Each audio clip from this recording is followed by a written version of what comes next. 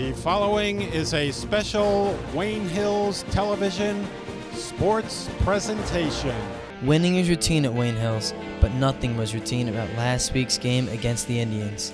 Senior Tom DiBianca provided Hills with their only 2 touchdowns and the big win, bringing them to an 11-0 record. The Patriots are heading back to Giant Stadium in hopes of obtaining their 5th consecutive state championship.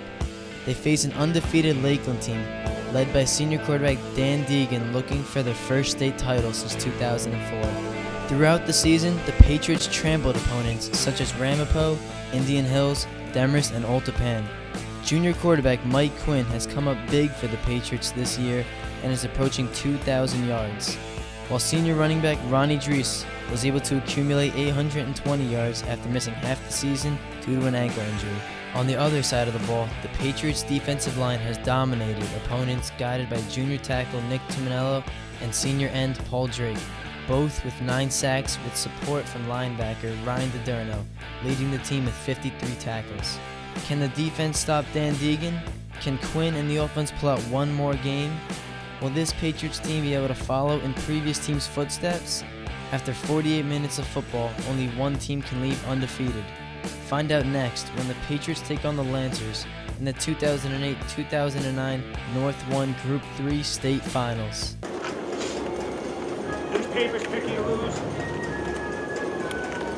You know their coaches are telling them who can beat them. Those kids are overrated.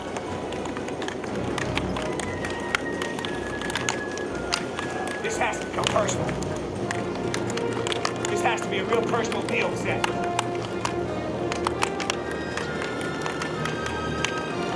Walked out of this bubble, fellas. We burned our regrets yesterday. We got no regrets today. Let's not leave here in 48 minutes with any goddamn regrets. No. Right? You got to hit them till the goddamn snot comes out of the nose, and you got to hit them again. And we have goddamn got to be relentless. We have got to be relentless, and we can't let up, Chris Abadesian. Do you understand me, son? Do you really? How bad do you want to win? No, that's not enough, Chris. How bad? Fonte, how bad? How bad, Chris Fonte? Bad. We'll find out. We'll find out. Go! Go!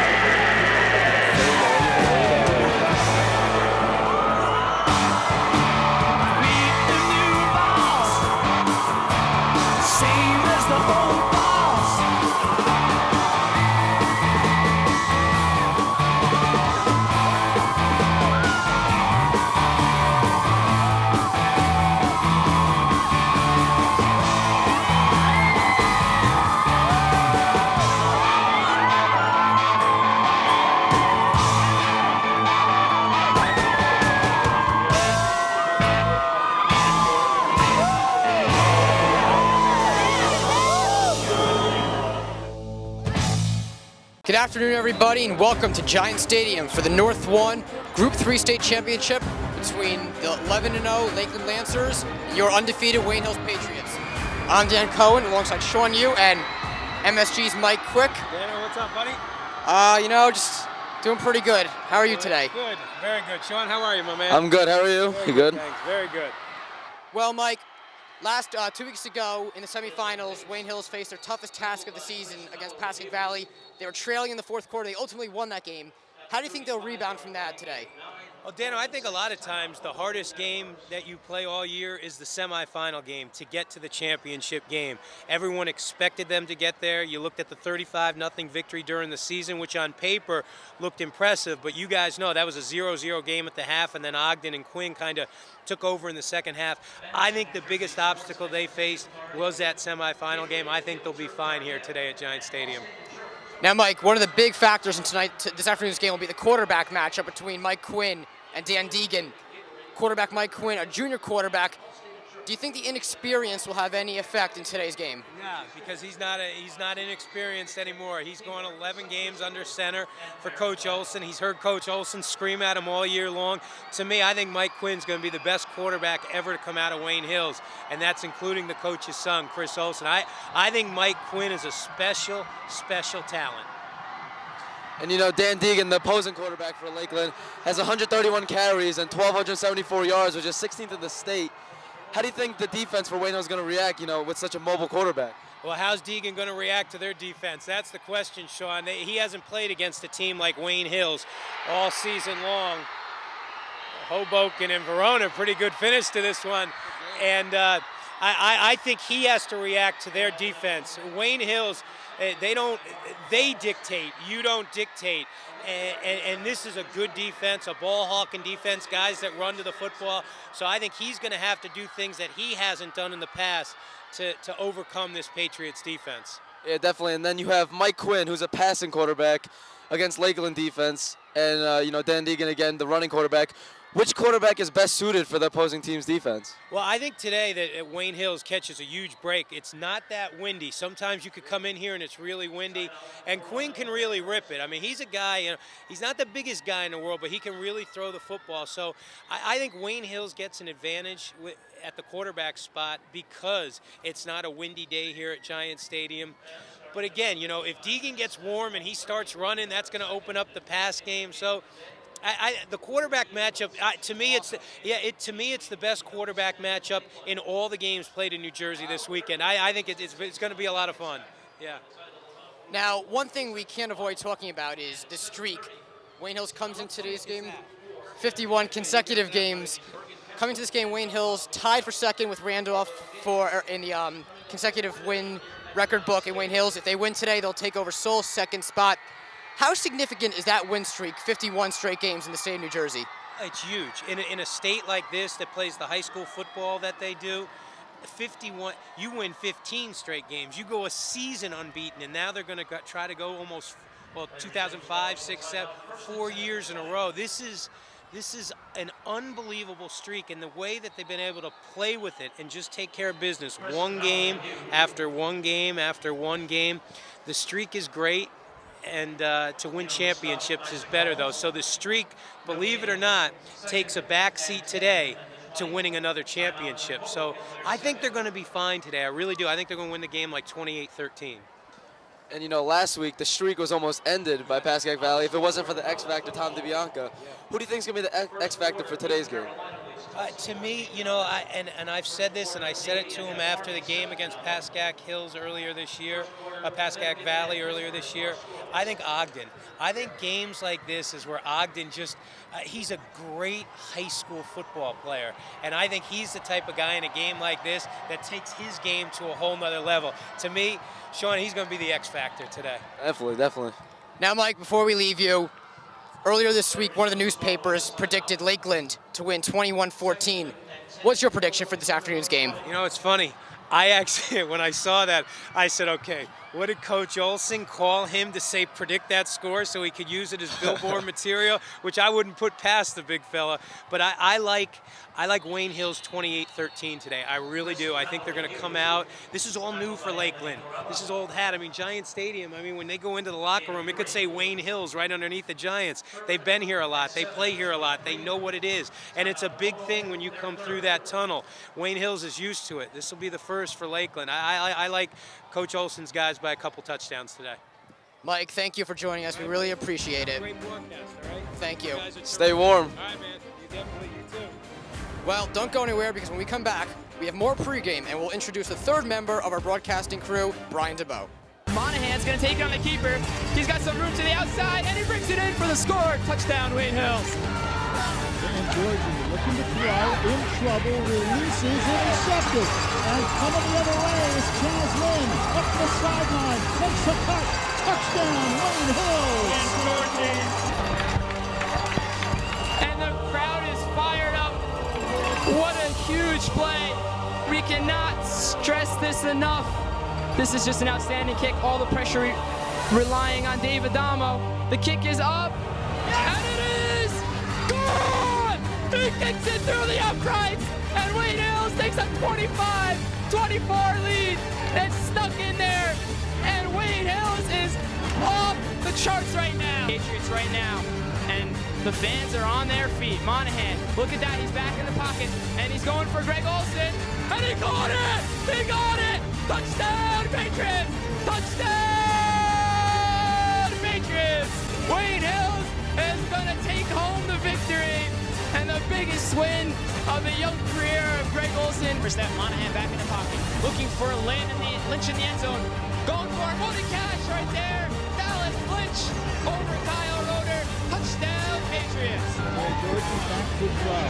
He's hit as he releases. He really got slammed, and again, it's Dan Solari, the defensive end. He's had a whale of a game tonight for the Patriots. Dan is really bringing it right now. 4, 3, 2, 1, and it is over. Wayne Hills is the 2002 Group 3 North 1 State Championship, their first ever state championship, and what a fantastic end to an amazing season for Wayne Hills. Welcome back, everybody, to Giant Stadium. I'm Dan Cohen here with Sean Yu, and now introducing Brian Dubow, the third member of our broadcasting team. Guys, how excited are you to be here at Giant Stadium right now? I'm personally really excited for the game. I really want to see what Dan Deegan can do. He's had so much hype that he's practically a running back. I just want to see if he could live up to his potential. You know, I'm very excited. This is my last football game I'm going to be announcing. And, you know, if you don't realize, we're really close. The pylon is right there for one of the end zones. So I'm pretty excited. It's going to be a big game. And yeah, the environment really is electric.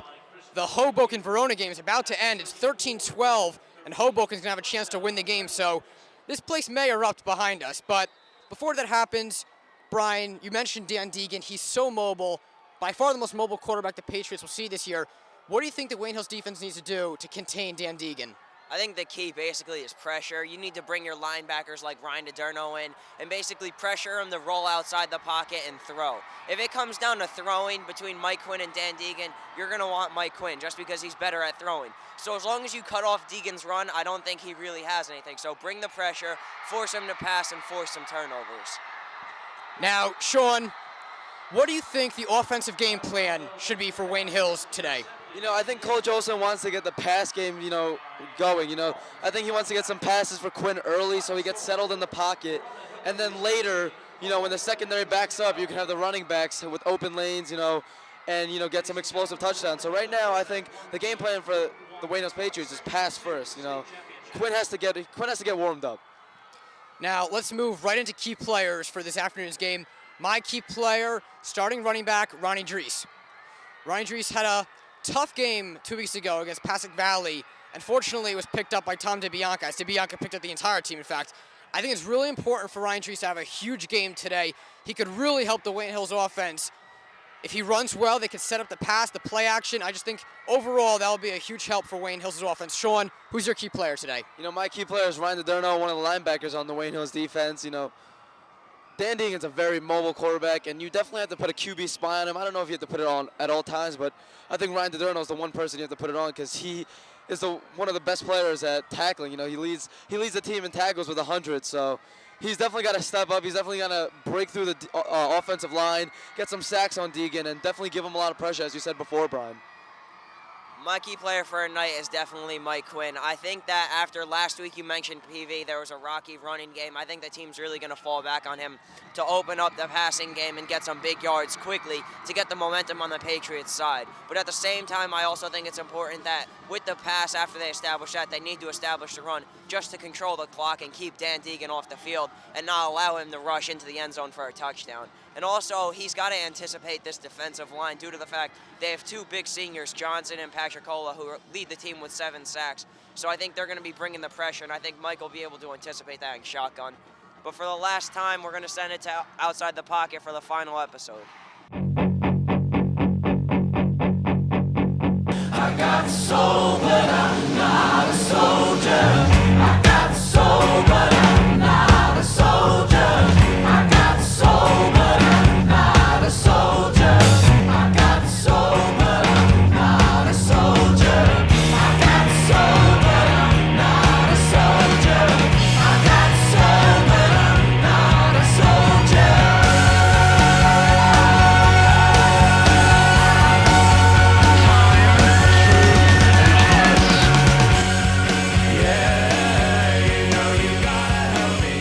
After 11 straight victories, it's finally time for state playoffs. The Patriots are going up against Lakeland this week. I'm Brian Dubow, joined by Mike Quinn. Now, Mike, last week you guys played PV, and you had a huge scare. A lot of people saw you losing at one point. You were down at one point in the game. What happened in particular that game, and how are you going to adjust this week?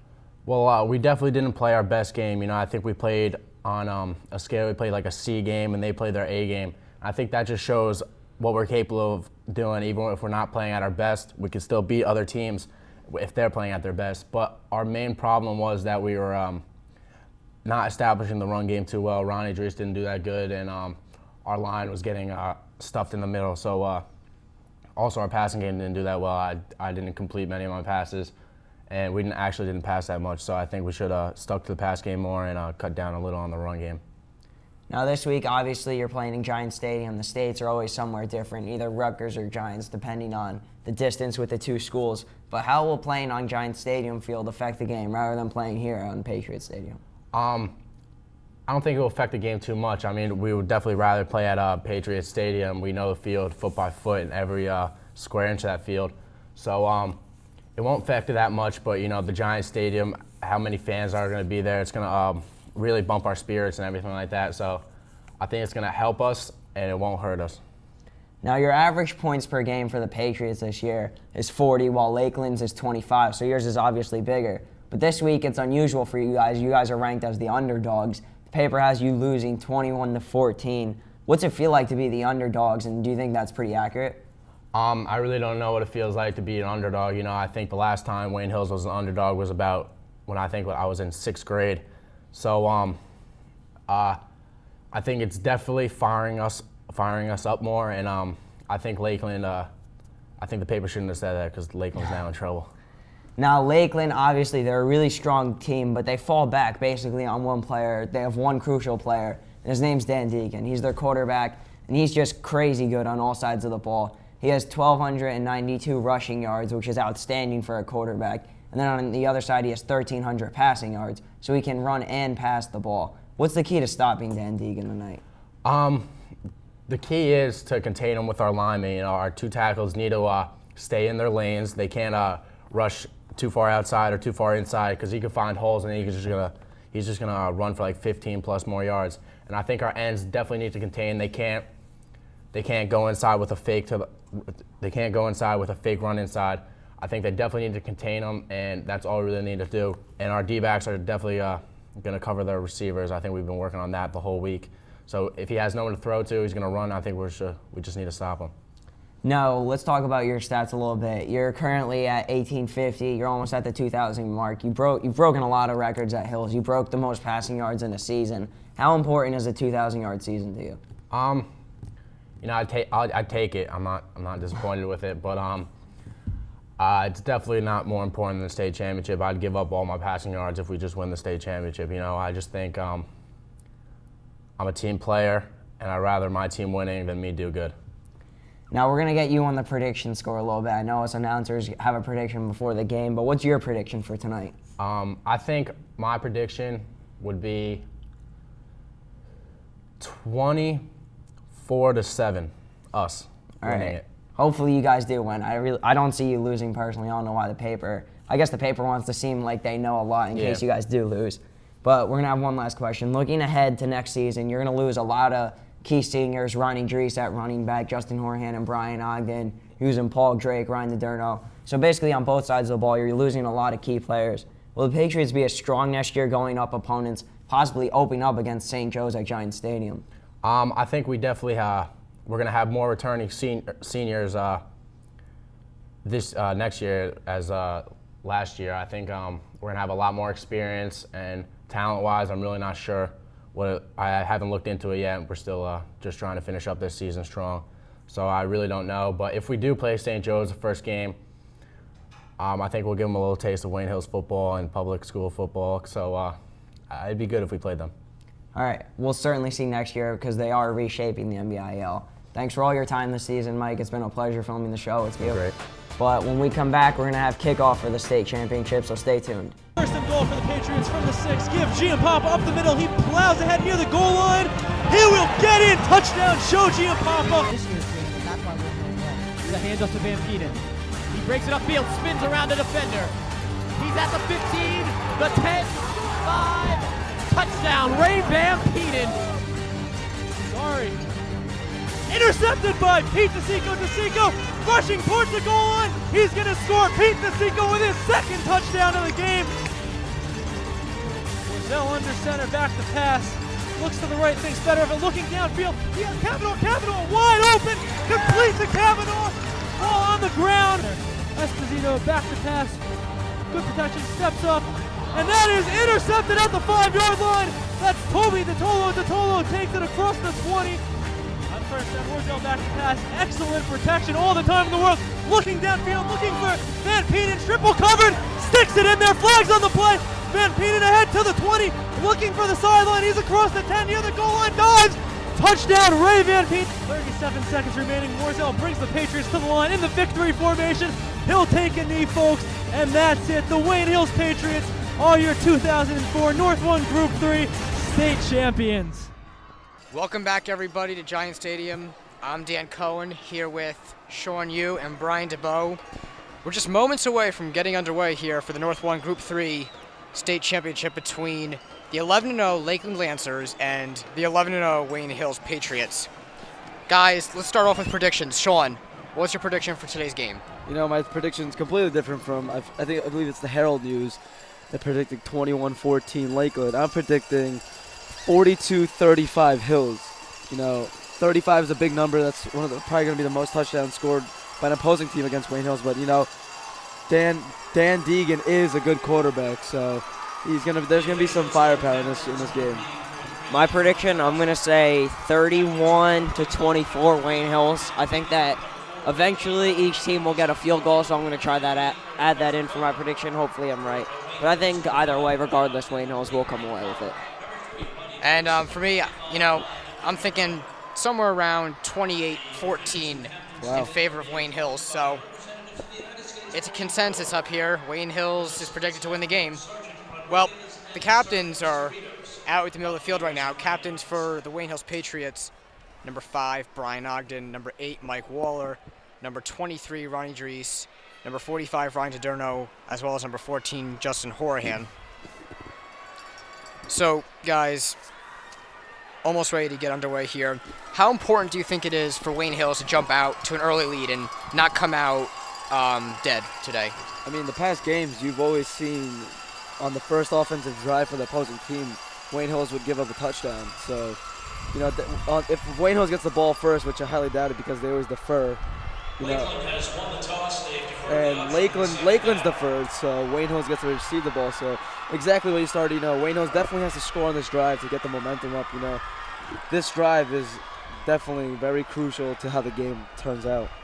Statistically, Wayne Hills is the better team. They average 40 points per game, while Lakeland has 25 points per game.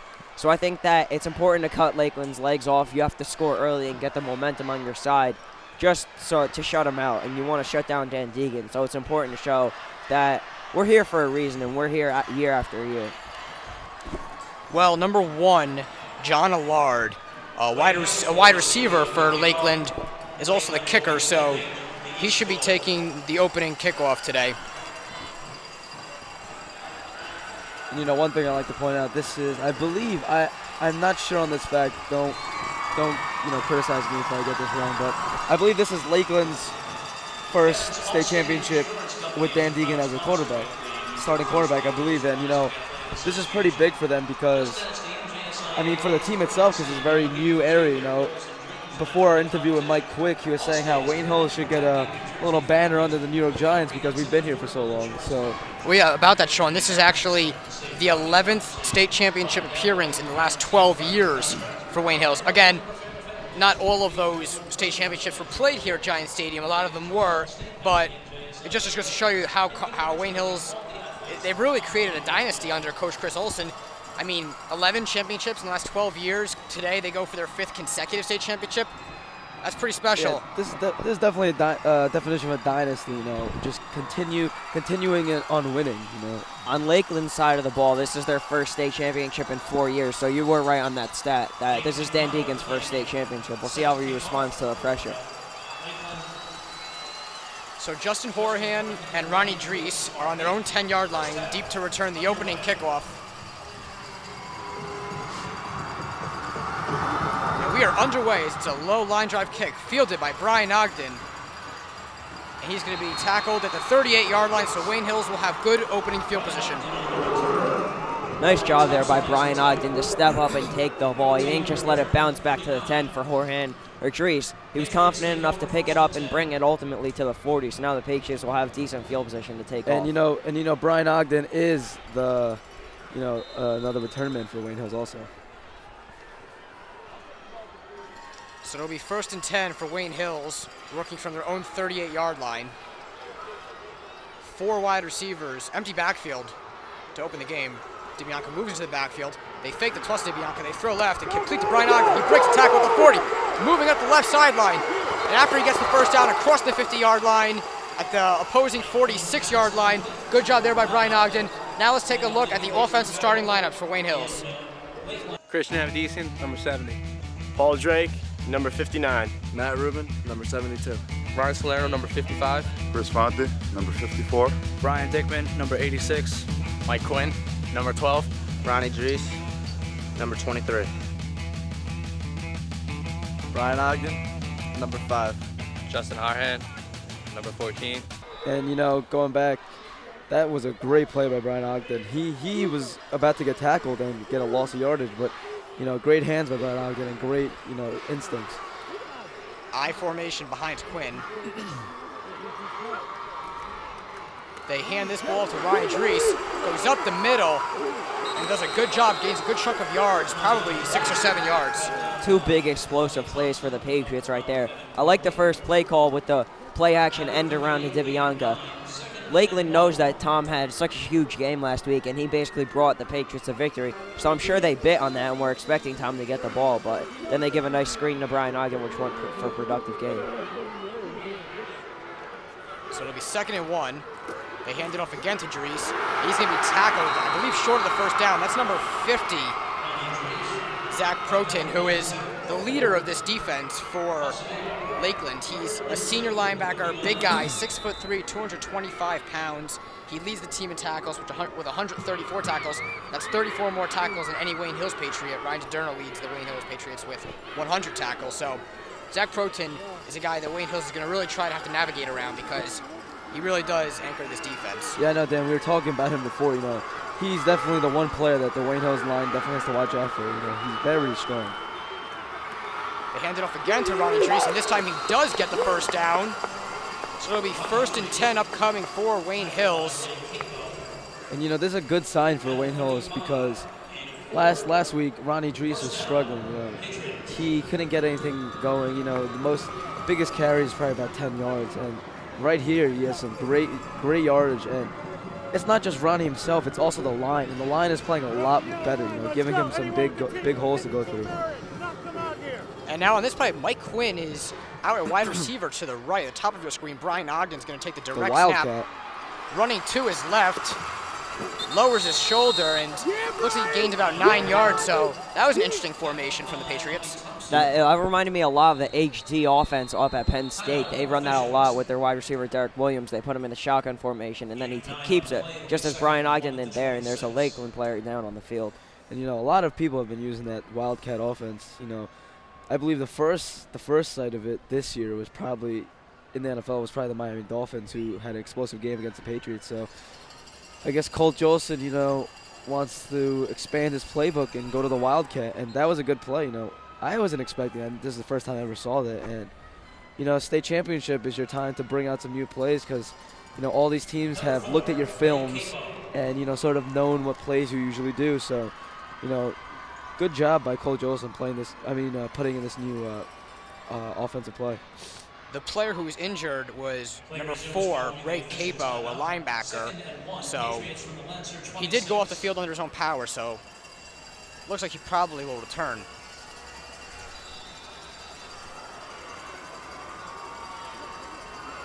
Quinn under center, play action, looking for someone to throw to. Now going to move to his left. He's going to keep it. Gets a good block there from Brian Dickman. He trucked him. Yeah, and Mike Quinn takes it out of bounds. Smart play. I like there Mike Quinn doesn't hesitate on the run. A lot of these rookie quarterbacks who don't have a lot of experience, maybe earlier on in the season we would have seen this. Mike would have hesitated, maybe pump faked one more time, and that's going to result in a loss of yards. But Mike realized that nobody was open. They were in a power set, so everybody was expecting the run. Nobody was open, so he just kept it and got a productive gain of about 6 on the play. And, you know, a good thing Mike Quinn's doing, which I believe he's doing, is not trying to compete with Dan Deegan, the running quarterback for Lakeland. You know, he's trying to play his own game, which is, you know, throwing the ball first. And when he does want to run, he does run. And again, in the Wildcat formation, this is very interesting. And this time they directly snap it to the fullback, Nick Massey. And Nick Massey does a great job as he gains the first down. That's the sophomore fullback, Nick Massey. Yeah, Nick Massey is a beast when it comes to running the ball. But again, you saw on that Wildcat that the Brian Ogden fake, you know, resembles sort of what some NFL QBs do. It's kind of a ridiculous fake, you know, but I guess it does work. It does make the linebackers hesitate a little bit. So it's 1st and 10 from the 19-yard line. Wayne Hills moving down the field with ease on this opening drive. Tom DeBianca goes in motion. They give it to Ronnie Drees. I see he's tripped up after a short gain by number 50, Zach Croton. Although that play wasn't as successful as the pass running plays, I like the mix-up that the Patriots are using tonight between Tom DeBianca and Ronnie Drees. But you have both really good running backs in them. They're both really fast with great moves. So you really have the option to give it to either, and I like that. We all know that Wayne Hills likes to run the ball, but tonight the Patriots, again, everybody involved. The wide receivers are running the ball, the fullbacks are running the ball, so everybody's touching the ball tonight. Brian Ogden, Justin Horian at the top of your screen. They toss it right to Ronnie Drees. He cuts it back, moving up the field, gets the first down. And the Wayne Hills Patriots will have a 1st and goal coming up with 8.5 minutes to go in this opening quarter. And, you know, Ronnie is probably one of the most experienced players on this team because this is his 2nd state championship game where he's played at Giant Stadium for a good portion of the game. You know, last year he had a great play where he picked off the Wayne Valley quarterback and scored for a touchdown. So Ronnie Drees is very, very familiar for this field in the Giant Stadium. And again, we have that Wildcat formation. Mike Quinn is at the bottom of your screen. This time, Brian Ogden takes the direct snap. Moving to his left, can he outrun the Lakeland defender? He's unable to. That was number 3, Dan Deegan, the quarterback, who is in pursuit. And we saw Dan Deegan's speed right there. Yeah, definitely. You know, I didn't know he played linebacker or whatever. He does play Cornerback. Quarterback. Oh, he does. Okay, so yeah, definitely his speed is, you know, very powerful because Brian Ogden, one of the fastest players on Wayne Hills. It's one thing you haven't seen a lot of with the Patriots in a while is the quarterback is just the quarterback. He stays on one side of the ball. But now you see on Lakeland, they have their quarterback who's basically the only thing they have. They risk putting him in at cornerback on defense. It's very dangerous. So it'll be 2nd and goal. They play action. Quinn still got it. Running to his right. Avoids the pursuit. Throws into the end zone and completes to Justin Horahan for the touchdown. And Wayne Hills takes a 6-0 lead early on with 7 minutes and 17 seconds to go. What a great play by Mike Quinn. I mean, that play could have been shut down very early on. He avoided one tackle, kept his composure, rolled out to his right side, and found a wide open Justin Horahan in the end zone. That's going to be Justin Horahan's 8th receiving touchdown of the year. That was very close. That one defensive lineman was coming at him. He got his hands on Mike Quinn, but Quinn very composed. That was a great play. And like I said, the question you asked me, Dan, earlier, you know, what's the game plan? And definitely pass first, because Quinn has done excellent. Quinn has stepped up. And as you see, Tim Divers makes another extra point.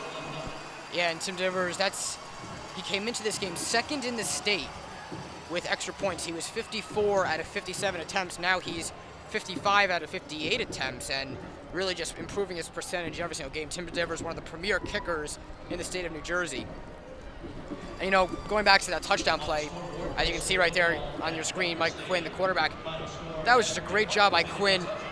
The pursuit was coming, and the likes of number 81, Tyler Johnson, who's one of the talented DNs on this Lakeland team. He's tied for the lead in sacks with 7.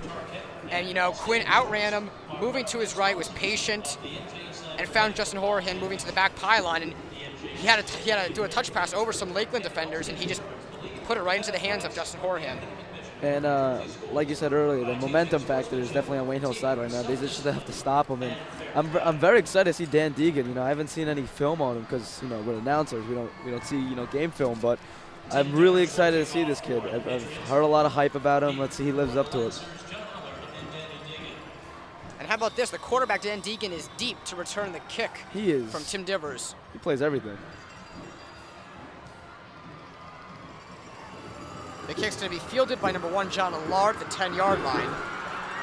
And he's going to be taken down by a host of Wayne Hill's Patriots. Let's take a look at the Wayne Hills starting defense. Paul Drake, number 59. Ryan Salerno, number 55. Nick Tuminello, number 64. Christian Avdisian, number 70. Albert Falzerano, number 13. Ryan DiDerno, number 45. Ryan Ogden, number 5. Mike Waller, Number 8.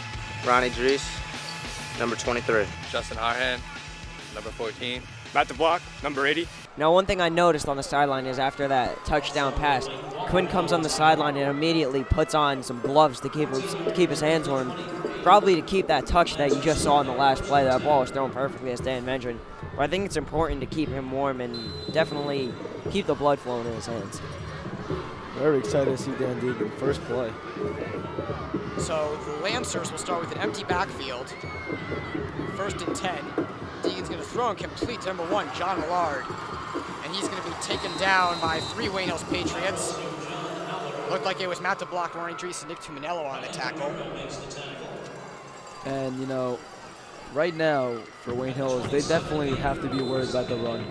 You know, that was an empty backfield right there, so you're not going to see the play action on that play. So, you know, it sort of eases them off. But when there's a running back, you got to watch out for that play action, and the players are definitely going to have to be on their A game. 2nd and 6 for Lakeland. Deegan under center. He's going to hand it off to number 6, Bobby Thompson. And Bobby Thompson goes nowhere as he's tackled there by Paul Drake. This is Thompson's first game back. He was out for most of the season on an injury. He got stopped there for a few yards, but on the season overall, he has 670 yards with 11 touchdowns, which isn't bad because, I mean, he was out for most of the season, similar to Ronnie Dries, and he averages 8 yards a carry, so it's pretty good for a running back. Bobby Thompson, the running back, has 11 rushing touchdowns this year, the same amount of rushing touchdowns as Dan Deegan has, 11. It's like a Pat White, Steve Slayton combination. So it'll be 3rd and 8 from their own 25-yard line. Deegan in the gun, drops back to pass. Looks like he's going to try to run it now for himself. Breaks the tackle, Nick Tuminello. Still in the backfield, still on his feet. Now he's going to move all the way to the left sideline. Eludes 2 more tacklers, still on his feet, and gets tackled at the 30-yard line. You know, I think he's going to be short of the first down, but wow, how about that elusiveness from Dan Deegan? Wow, I'm speechless right now. That was amazing. You know, that's one of those videos you see on YouTube, and you send it to all your friends, and everyone's just like, wow, that's one of the craziest videos. But right there, again, Nick Tuminello showed a lot of heart because, you know, he missed the first tackle and got back up and tried for it again, but got blocked. So, you know, Coach Olsen definitely has to be proud of his players for keep sticking with it. But, you know, wow. Again, like people think it's just Dan Deegan doing everything, but there was great blocking on that play by the Lakeland Lancers. And Dan Deegan, well, he's going to do one more thing. He's now on to take the punt. So Deegan will take the punt. Brian Ogden is at his own 35-yard line. It's a low punt from Deegan. Not much of a punter. Ogden's going to field it at the 41-yard line. And he's going to get tackled right across the 50-yard line.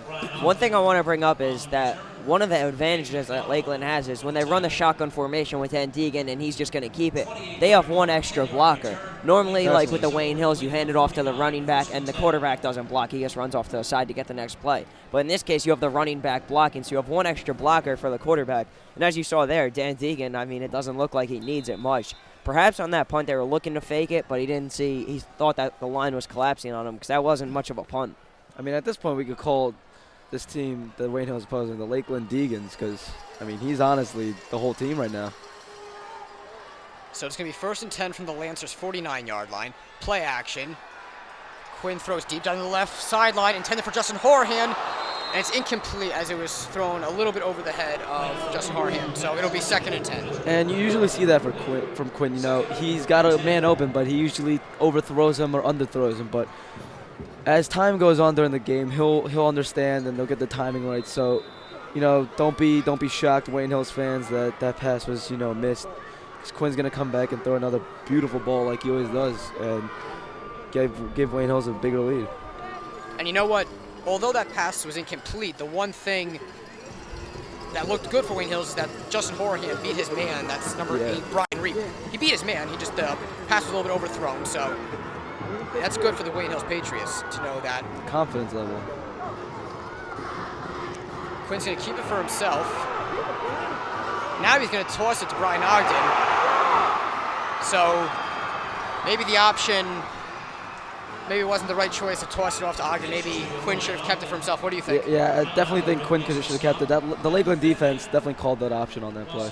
On that play, I think it was actually designed for Quinn not to keep it due to the fact that you saw it seemed that he was almost jogging. He wasn't really running at full speed. So I think it was designed to allow Brian Ogden to catch up, and I don't think he had the choice of pitching. I think he was supposed to pitch it. But either way, it was a loss of yards. So it's going to be 3rd and 11 from the 50-yard line. Brian Dowling, the sophomore, has checked in for the first time today. He'll be one of the 3 receivers at the top of the screen. Brian Ogden, Justin Horahan at the bottom. Empty backfield. And we're going to have a flag thrown before the play. Probably a false start or illegal formation or something of that. And it's against Wayne Hills. It's against Wayne Hills, so that'll set the Patriots back 5 yards.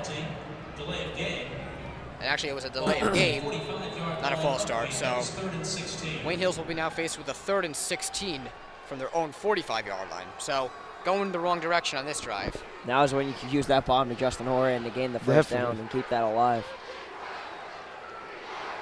This is a big play for Wayne Hills. Very big play.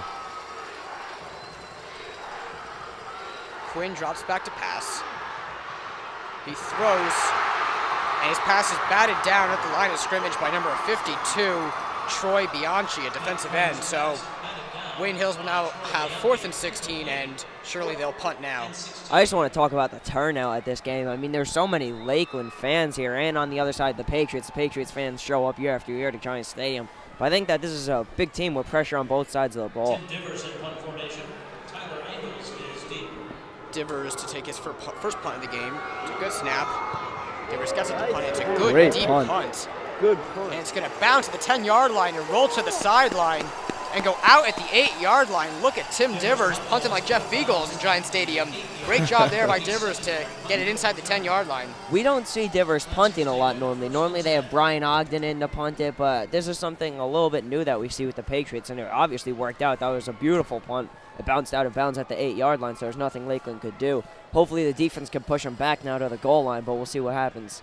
And, you know, I could definitely tell there's a different vibe here at Giant Stadium, because usually when Tim Divers makes a great play, we have Mr. Divers next to us up top at Wayne Hills Stadium and screaming for his son. But, you know, hopefully he is screaming, but on the lower level because we were up top. So that is a great punt by Tim Divers, though.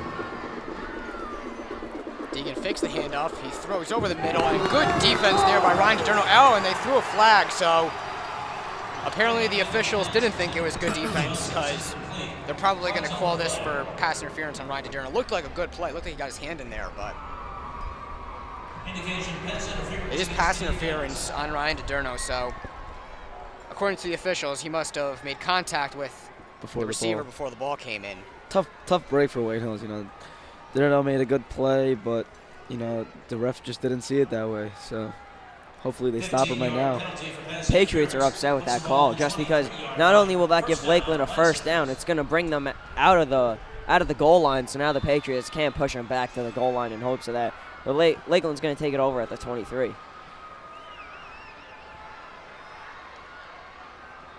First and 10 for Lakeland. QB keeper for Deegan, and he goes nowhere as he could not get out of the backfield. And now we're going to have another flag thrown after the play, so some extracurricular activity obviously occurred after the tackle.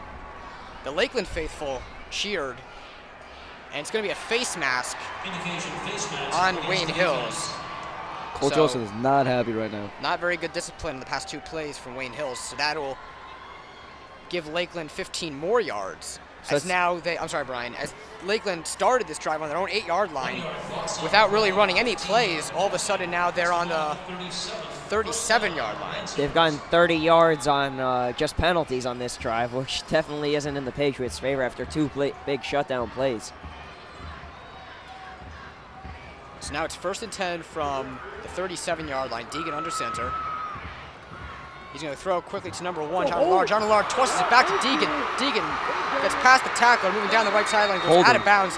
There is a flag on the field, in the backfield, in the vicinity of where offensive holding would be. So we'll see what the call is. It is offensive holding. Good call, Sean. Yeah, you know, you saw the receiver holding Brian Ogden as he was trying to get to Dan Deegan. So Brian Ogden, you know, still had a good effort. So, you know, Wayne Hill's getting some yards back. Hopefully they can get it back to the 8-yard line or something. Patriots need to watch out, though. I mean, on that, they thought there was a pass, but just as quick as it was a pass, they pitched it back to Dan Deegan, who once again ran it with ease, ran it out of bounds for 10 yards for the first down, so they need to watch out. Although they're gaining those yards back on the penalty, they're still going to have to definitely anticipate the run. It's not much of anticipating because that's the only thing Lakeland has, so they just need to defend the run. So now it'll be first and 23 for Lakeland. The penalty was assessed at the spot of the foul, and that's why it's not first and 20. 4 wide receivers in for Lakeland, 1 man beside Dan Deegan. Deegan in the gun takes the snap. He's going to throw it over the middle, and he completes his pass. I'm not sure who he completed to. It was number 10, Tyler Engel. So good job there by Lakeland to gain back a lot of the yards they lost on that penalty. And Dan Deegan is showing he's not just a running player. He can definitely throw the ball also. That was a beautiful ball where only the receiver could get it. So good play by Dan Deegan. Tyler Engels, who made that catch, has 2 touchdown receptions on the year. Same formation for Lakeland. Deegan throws and completes another pass to the same person, Tyler Engels. And that one's good for a first down. So after getting set back to a first and 22 situation, Lakeland on 2 plays gains the 22, more than the 22 yards for the first down. Now you mentioned Engels before. It's basically the 2 primary receivers for Lakeland are Allard and Engels, both with about 370 yards, which doesn't really compare to on the other side, the Patriots, Horahan and Ogden. They have about 700 yards Horahan has, and Ogden has about 400, so it's not really comparison. But obviously Deegan's utilizing them, and he's showing that it's tough to stop him. Deegan's going to keep it for himself, gets through the line, and will get tackled at the 47-yard line. You know, I thought Deegan was going to get tackled around the line of scrimmage as there was a lot of Patriots there, but somehow he squeaked his way through and got 6 yards. And earlier I was going to say, it's very fortunate that Dan Deegan hasn't been injured this season. You know, he plays on a lot of parts of the ball. He plays offense, defense, he kicks. So, you know, it's very, very risky for the Lakeland coaches that he might get injured on. He got more opportunities to get injured on the plays. I'm surprised he doesn't get tired as well, playing on all sides of the ball. Mm-hmm. Deegan gets a throw, and it's incomplete. The ball was intended for Tyler Engels on the slant, and it looks like the ball was there, and, well, it looks like Tyler Engels just dropped the ball. Probably should have caught that one. So it'll be 3rd and 4 now for Lakeland. Yeah, that was, you know, Coach Olsen's yelling at, I believe, Ronnie Dries right now because that was a little break in the coverage, but fortunately, Tile Anglos dropped the ball. So big third down play here for Lakeland. The Patriots need to stop their momentum. 4 wide receivers in. Deegan in the gun. Deegan's going to keep it for himself. There's going to be a flag thrown as the play will be called dead before it could get going. This is probably going to be on the Lakeland offense. I think it's a false start in Lakeland. It is a false start. False start against the offense. So that'll set back the Lakeland offense 5 yards. They'll be faced with now a 3rd and 9. A much less manageable situation. That's another 5-yard cushion that the Patriots are given. I mean, Lakeland really has stepped all over Wayne Hills on this drive. The Patriots haven't been able to shut down the run, but then once they shut down the run, they come with a pass, and then they can't shut down the pass. So basically, the Patriots really need to shut down Lakeland here on 3rd and 9. They need to stop their momentum and get an early lead because we've seen Lakeland can score very quickly. I mean, just look at Dan Deegan's running.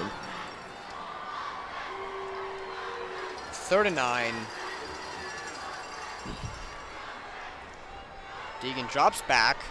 He's going to throw, and he completes number 1, John Allard, across the 40-yard line in Patriots territory. That's enough for the first down. And he was wide open on that play, you know. Dan Deegan made a good look going to him, but that was a complete break in the secondary, leaving a man wide open. So, you know, Wayne Hills definitely has to fix their defensive scheme and maybe put some more players back in the secondary because they've been a lot of open players, wide open players for Lakeland. Well, it looked like on that play, John Allard ran up sprinted pretty hard and then pulled up, and I guess the cornerback must have given too much of a cushion as he couldn't recover in time. 1st and 10, Deegan back to pass again, pump fakes, now he's going to keep it for himself, run to the left, he throws, and Justin Horahan bats it down. Good job there by Justin Horahan to recover and get to that front pylon and block that ball down. I really feel bad for these Patriots defenders because Justin Horan, he's caught in a situation there where he's defending a man that's going into the end zone, but at the same time you see Dan Deegan rolling out to his left about to sneak it. So Justin has to get the right balance where he moves up in case Deegan does keep it. He's got to be able to make the tackle and avoid a long gain. But at the same time, Deegan throws a bomb to his receiver. So Justin was pretty lucky there that he could jump so high because he was able to block that ball from a potential touchdown. Yeah, definitely. That's the situation where you put a QB spy in so that the secondary doesn't have to, worry about Dan Deegan running it. But that was a great play by Justin Horan.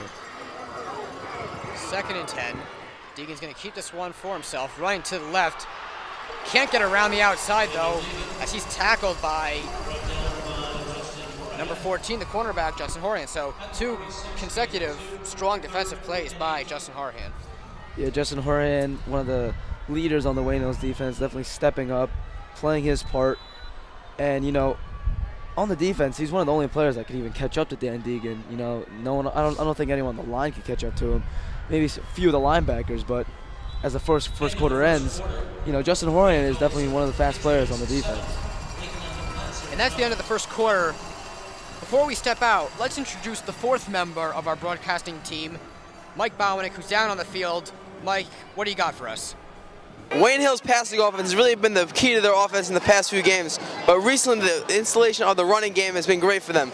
The trio of Ronnie, Dries, Tom, DiBianca, and Massey have really helped them win and be able to set up the pass. Look for that later in the game for the passing game to feed off the success of the running game. Thanks for that, Mike. Don't go anywhere. We'll be right back with the second quarter. Van Penen in the backfield. It's a handoff. No, but it's a play action to Van Penen. They're going to go deep to Nick Romeo. Romeo makes the catch at the 50-yard line. He rolls inside. Romeo's across the 40. He's in a foot race, and he is gone. 20, 15, 10, 5. Touchdown. Nick Romeo goes 91 yards. This year's game, that's why it's a handoff to Van Penen. He breaks it upfield, spins around the defender. He's at the 15, the 10, 5. Touchdown. Ray Van Penen. The 28, folks.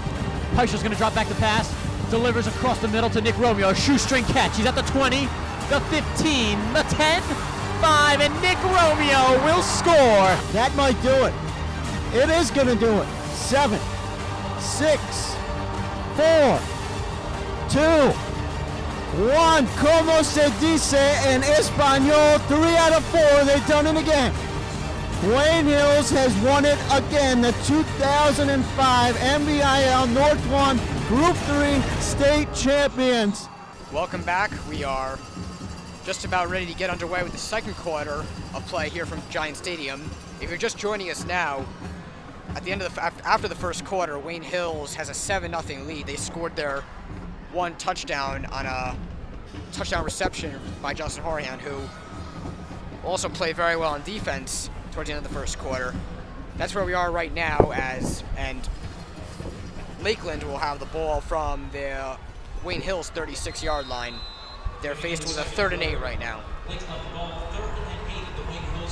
Big third down here for Lakeland. The Patriots need to step up and contain Dan Deegan. I formation behind Deegan. They're going to give it to the up man. That's number 38, Jake McDonald. And McDonald goes nowhere as he's tackled behind the line of scrimmage, or maybe just at the line of scrimmage.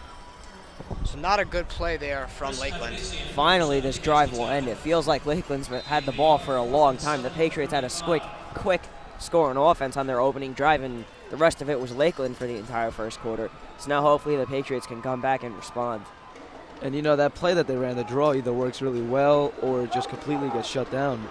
So Wayne Hill has definitely shut it down on that play, as I believe they're going for it. They are indeed going for it. They're not close enough to take a field goal, so they're going to go for it on 4th down. Deegan throws, and he completes number 1, John Allard. As Allard has enough for the first down, and on 4th and 7, Lakeland converts, and they'll keep going on offense for this drive. Just as I said, the drive was over. It stays alive. They go for it. Deegan kept his composure in the pocket, and Dries was on his man. It's just he came forward. He didn't stick with the man. He played the ball, and unfortunately it didn't pay off for the Patriots this time. So now it appears that Lakeland's going to score as they're approaching in the red zone. You never know. You know, last game, Pascagoula Valley, there was 2 fumbles in the red zone by Nick Timonello, so you never know what could happen. So it'll be 1st and 10 from Wayne Hills' 23-yard line for Lakeland. Play action from Deegan. He throws and completes to number 38, Jake McDonald, and Brian Ogden makes a spectacular tackle to upend McDonald before he could get going. Maybe a gain of 1 on that play. And McDonald's limping off that play. You know, maybe Ogden hurt him a little, you know, tackling with it by the legs, but you know, Wayne Hills definitely has to continue the pressure on Dan Deegan, because in the red zone, you don't know what he could do. You know, one play action could lead to a touchdown, because as you saw in I believe the first play of the Lakeland drive, he ran around for about 30 seconds and almost got a first down. Deegan's going to keep this one for himself, and he wasn't even able to move before he got tackled by 2 Wayne Hills Patriots. For the most part, it seems that the Patriots defense isn't having a problem containing Deegan when he takes a direct snap and immediately runs. They're having the trouble with when he drops back and they're trying to anticipate whether he's going to pass it or tuck it. That's where the Patriots need to definitely clear up some issues, as it's 3rd and 9. So here we'll see if the Patriots could finally stop them and hopefully stop them on 4th down too. So another long 3rd down attempt for Lakeland. 39, Deegan looking for someone to pass to. He throws, and it's incomplete. Justin Horan must have knocked that ball out of the hands of number 33, Scott Montegari. Looked like they had the opportunity there to complete the pass, and it almost looked like the ball just fell into Montegari's hands, and Justin Horan just batted it out. That's a second touchdown that Justin Horan saved the Patriots from. I personally thought that he caught it and Justin Horan was too late. But now it's 4th and 9, and they're probably going to go for it again. So hopefully the Patriots can finally shut down this drive, and then possibly we'll see how good Lakeland's field goal kicker is. Yeah, definitely. Wayne Hills, the defense, definitely has to, you know, step up a lot more, because Lakeland plays all 4 downs, you know, mostly as you see in this drive. So Wayne Hills has to stop him on all 4 downs. Deegan in the shotgun. We'll see what the play call is this time. Last time on 4th down, they passed it. Looks like they're going to pass it again. Deegan's throwing, and that ball is intercepted by Ronnie Dries in the end zone. Dries moving up the left sideline, has some blockers, breaks one tackle, gets taken down at the 27-yard line. Great job by Ryan Dries, and you know, guys, that pass from Deegan looked like it was intended for Ronnie Dries. It really didn't look like that pass was anywhere near the wide receiver. You know, Ronnie Dries was just standing there waiting for the ball and jumps up at the perfect time. You know, I'm looking at the replay right now on the Tron at Giant Stadium, and, you know, Deegan threw that ball where only Ronnie Dries can catch it. And, you know, Ronnie Dries, instead of downing it in the end zone, decides to run it up and get a couple extra yards. Even though he's the senior leader, that was a rookie mistake. I mean, he threw into triple coverage right to Ronnie Dries. They're lucky Ronnie Dries wasn't able to break through the line and get a touchdown. So deja vu for Ryan Dries, as he had a big interception in the state championship game last year. They're going to hand this one off to Brian Ogden, who gains a couple yards. It'll probably be about 2nd and 7 coming up for the Patriots. And I asked a question earlier to Mike Quick, who would be the X factor for today's game, and he said Brian Ogden, and he was talking about how Brian Ogden is a great high school football player. And he's shown it now. He's been very productive on offense, getting these reverses and getting these tosses to him, and even just throwing balls to him. He's been the X factor for Wayne Hills right now. Brian Ogden and Justin Horan both on the sideline for this play. Joe Russo and Brian Dowling are in at wide receiver, at the wide receiver positions. I formation behind Quinn, 2nd and 5. They're going to hand it off up the middle to Ryan Dries. Ryan Dries gets into the secondary across the 45-yard line. Good for the first down there from Ronnie Dries. One thing the offensive line is providing the Patriots with right now is a lot of protection. They're opening up holes for Ronnie Dries, and they're also keeping Quinn protected, which last week we didn't see a lot of. Quinn was getting sacked a lot versus PV 2 weeks ago, And the offensive line is definitely stepping up. It seems like it's a different team this week. Quinn under center, 1st and 10. Play action. Quinn throws, and it's incomplete. The pass was intended for Brian Ogden. It looked like the ball was thrown a little bit too beyond the outstretched hands of Brian Ogden. You know, that was a good look by Mike Quinn. If it was thrown a little bit closer to him, it would have been a better play. Could have got the first down, but, you know, Quinn definitely has to be confident that he's had these open receivers and he has these good looks. So, you know, not much to be down about, as you still have 2 downs to work with. So hopefully they get the first down on this next drive, on this next play. 2nd and 10. They fake the handoff to both Ryan Dries and Tom DeBianco. Quinn's going to throw it deep up the middle of the field. This is intended for Justin Horahan, and it's overthrown. I don't know if it was intentionally overthrown because of the double coverage, or it was either ultimately it was too far for Justin Horahan to get to. So now it's going to be 3rd and 10 after 2 consecutive incomplete passes from Mike Quinn. A couple of stats I want to throw at our audience is Mike Quinn overall in the season before coming into tonight's game was 129 out of 185, which was 70%. But on the other side of the ball, Deegan was 76 for 118, which was 64%. Quinn's completed more than Deegan's even thrown in the season. And yet so far, Deegan's thrown more than he's run.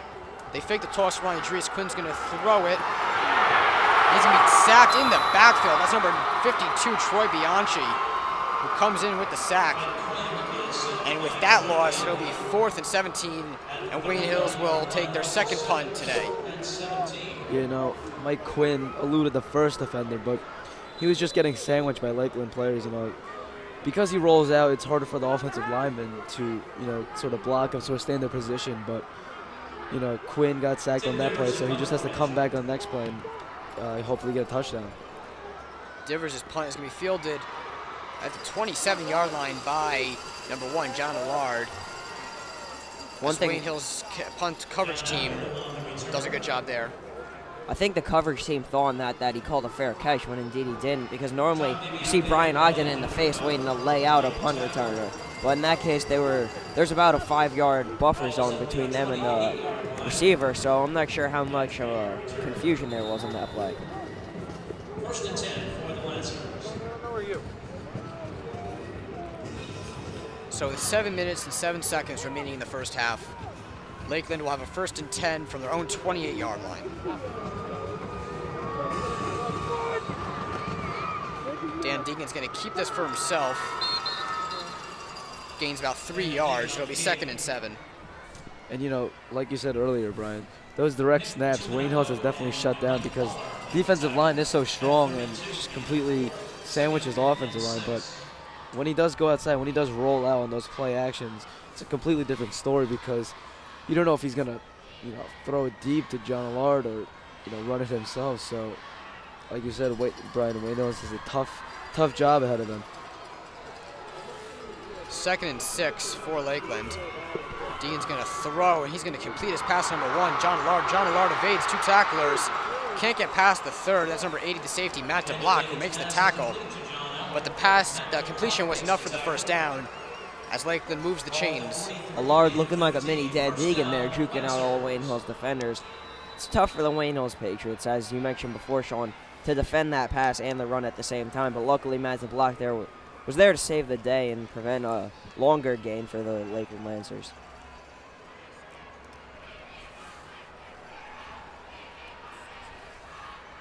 Two wide receivers in for Lakeland. Deegan's going to keep this for himself. He's going to dive forward to gain another 3 yards. Daniel Deegan on the key. And you know, another team, Lakeland should be, you know, using the Wildcat, because the Wildcat's used when you have a fast quarterback that can also play receiver. So just maybe even predict looking for Lakeland to run the Wildcat or any sort of formations where the QB motions out. So, you know, Wayne Hill's the defense of Wayne Hills definitely has to watch out for plays like that.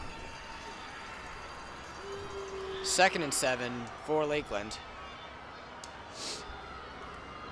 And they're going to hand it off to number 6, Bobby Thompson. A flag was thrown before the play.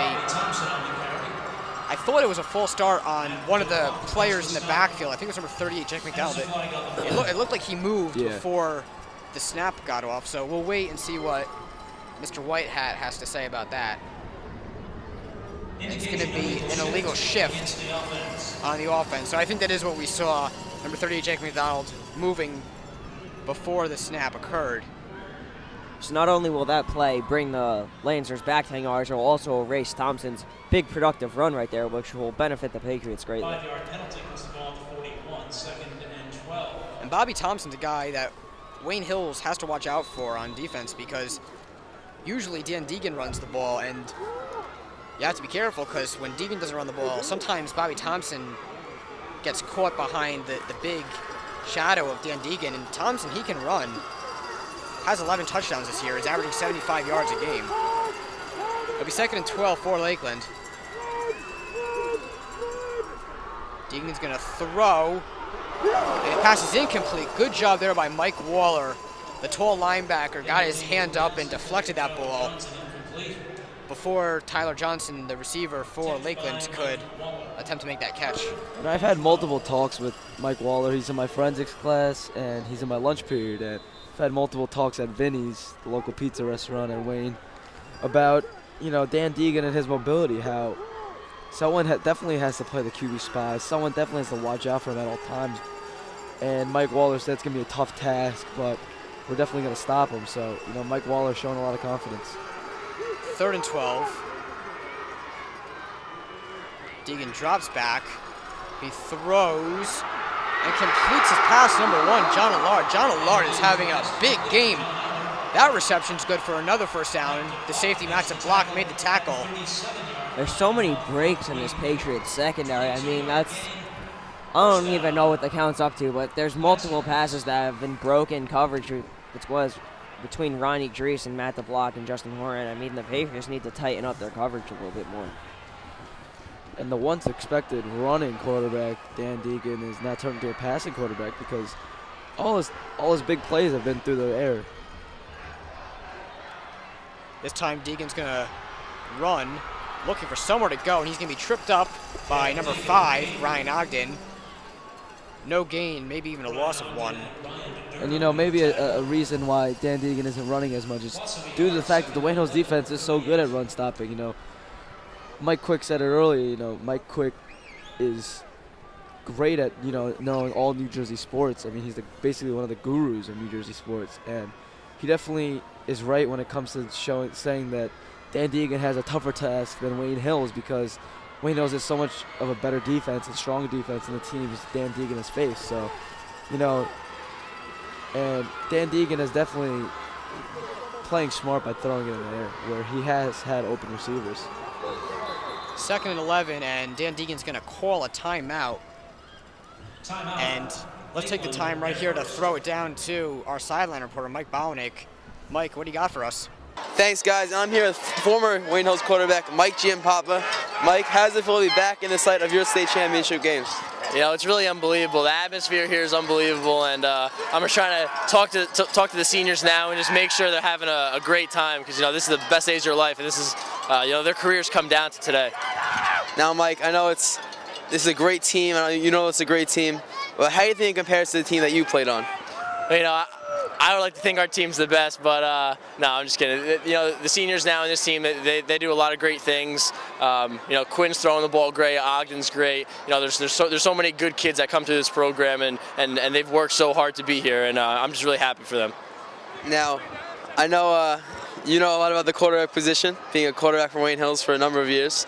Do you have any advice for Mike Quinn for the rest of the game? You know, same advice I have for all these other kids. I just tell them to go out there and have fun. You know, thank God for him. He's got another year to come back, and hopefully he makes the Giant Stadium again. But you know, I just hope he has the time of his life out here. You know, that's what it's all about. So just have fun and don't have any regrets after you leave here tonight. All right, thanks, Mike, and back to you guys. Thanks, Mike. So, with 3 minutes and 35 seconds remaining in the first half, Wayne Hills has a 7-0 lead. Lakeland's faced right now the 2nd and 11. And you know, guys, we discussed a few moments ago about how Dan Deegan is a run-first quarterback, one of the best runners in the state of New Jersey, regardless of the fact he plays quarterback. And yet, it seems in this game, it's almost as if he's passing first. And between Tyler Angles and primarily John Allard, Dan Deegan's made some big completions to those two guys, and it makes you wonder, did the Wayne Hills defense over the past 2 weeks possibly over-prepare to defend Deegan's mobility, and did they possibly underestimate his passing ability? And again, you can't put that against Wayne Hills, because how could you now prepare to go against Deegan's mobility and his ability to run? But it makes you think if something like that came to play. The only thing, I agree with that to an extent. It's just that the Patriots, Dan Deegan's 50-50. You have his rushing stats are almost identical to his passing stats, so it's hard to tell what he's going to do on any given night. So far in the first half, it's been a lot of passing, but we'll see what happens in the second half. Deegan drops back to pass. We're going to have another flag thrown. Play gets called dead. Again, probably going to be something on the offense, considering that it was blown dead. And it is another false start. So that'll make this previous 2nd and 11, and now it's going to be 2nd and 16. So 5-yard penalty, 2nd and 16. A lot of yards to gain for Lakeland. You know, Lakeland, for the most part, sorry, Sean, has controlled the half. I mean, they have the ball for most of the first quarter and now most of the second quarter. So it's been the Lakeland show pretty much so far. We're lucky Wayne Hills was able to get an early score. 2nd and 16. Dan Deegan in the shotgun, drops back to pass. Now moving to his right. Hesitates, look to pass again. Now he's going to move to his left. Now he has some blockers. Now he's going to throw. And the pass is incomplete as Ryan Ogden had good position on number 10, Tyler Angles. But again, you know, really, the mobility of Dan Deegan, it's really unbelievable to watch. And right there, he could have ran it for a first down. He had plenty of space, and he decided to pass it where there was an there was a covered receiver. So, you know, Dan Deegan right there could have broke out for a big game. But I don't understand how no one can catch this kid. This kid is definitely greased up. I think the coaches, you know, greased him up a little. You know, maybe give him some bad smelling perfume so the players won't be able to catch to him and go any closer to him, because honestly, no one can catch him right now. It's a good point, Sean. 3rd and 16 for Lakeland. Deegan drops back to pass. He's going to throw, and the pass is incomplete. Great job there by Albert Falzarano. The pass looked like it was completed to number 38, Jake McDonald, and Falzarano ripped the ball right out of the arms of Jake McDonald.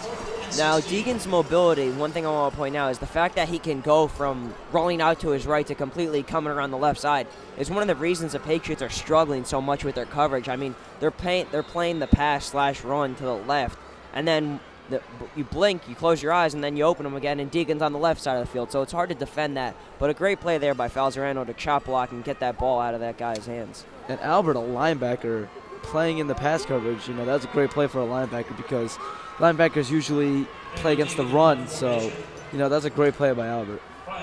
So after a long but fruitless drive, Deegan will punt. It's a high punt. It's going to land at the 19-yard line and roll out of bounds.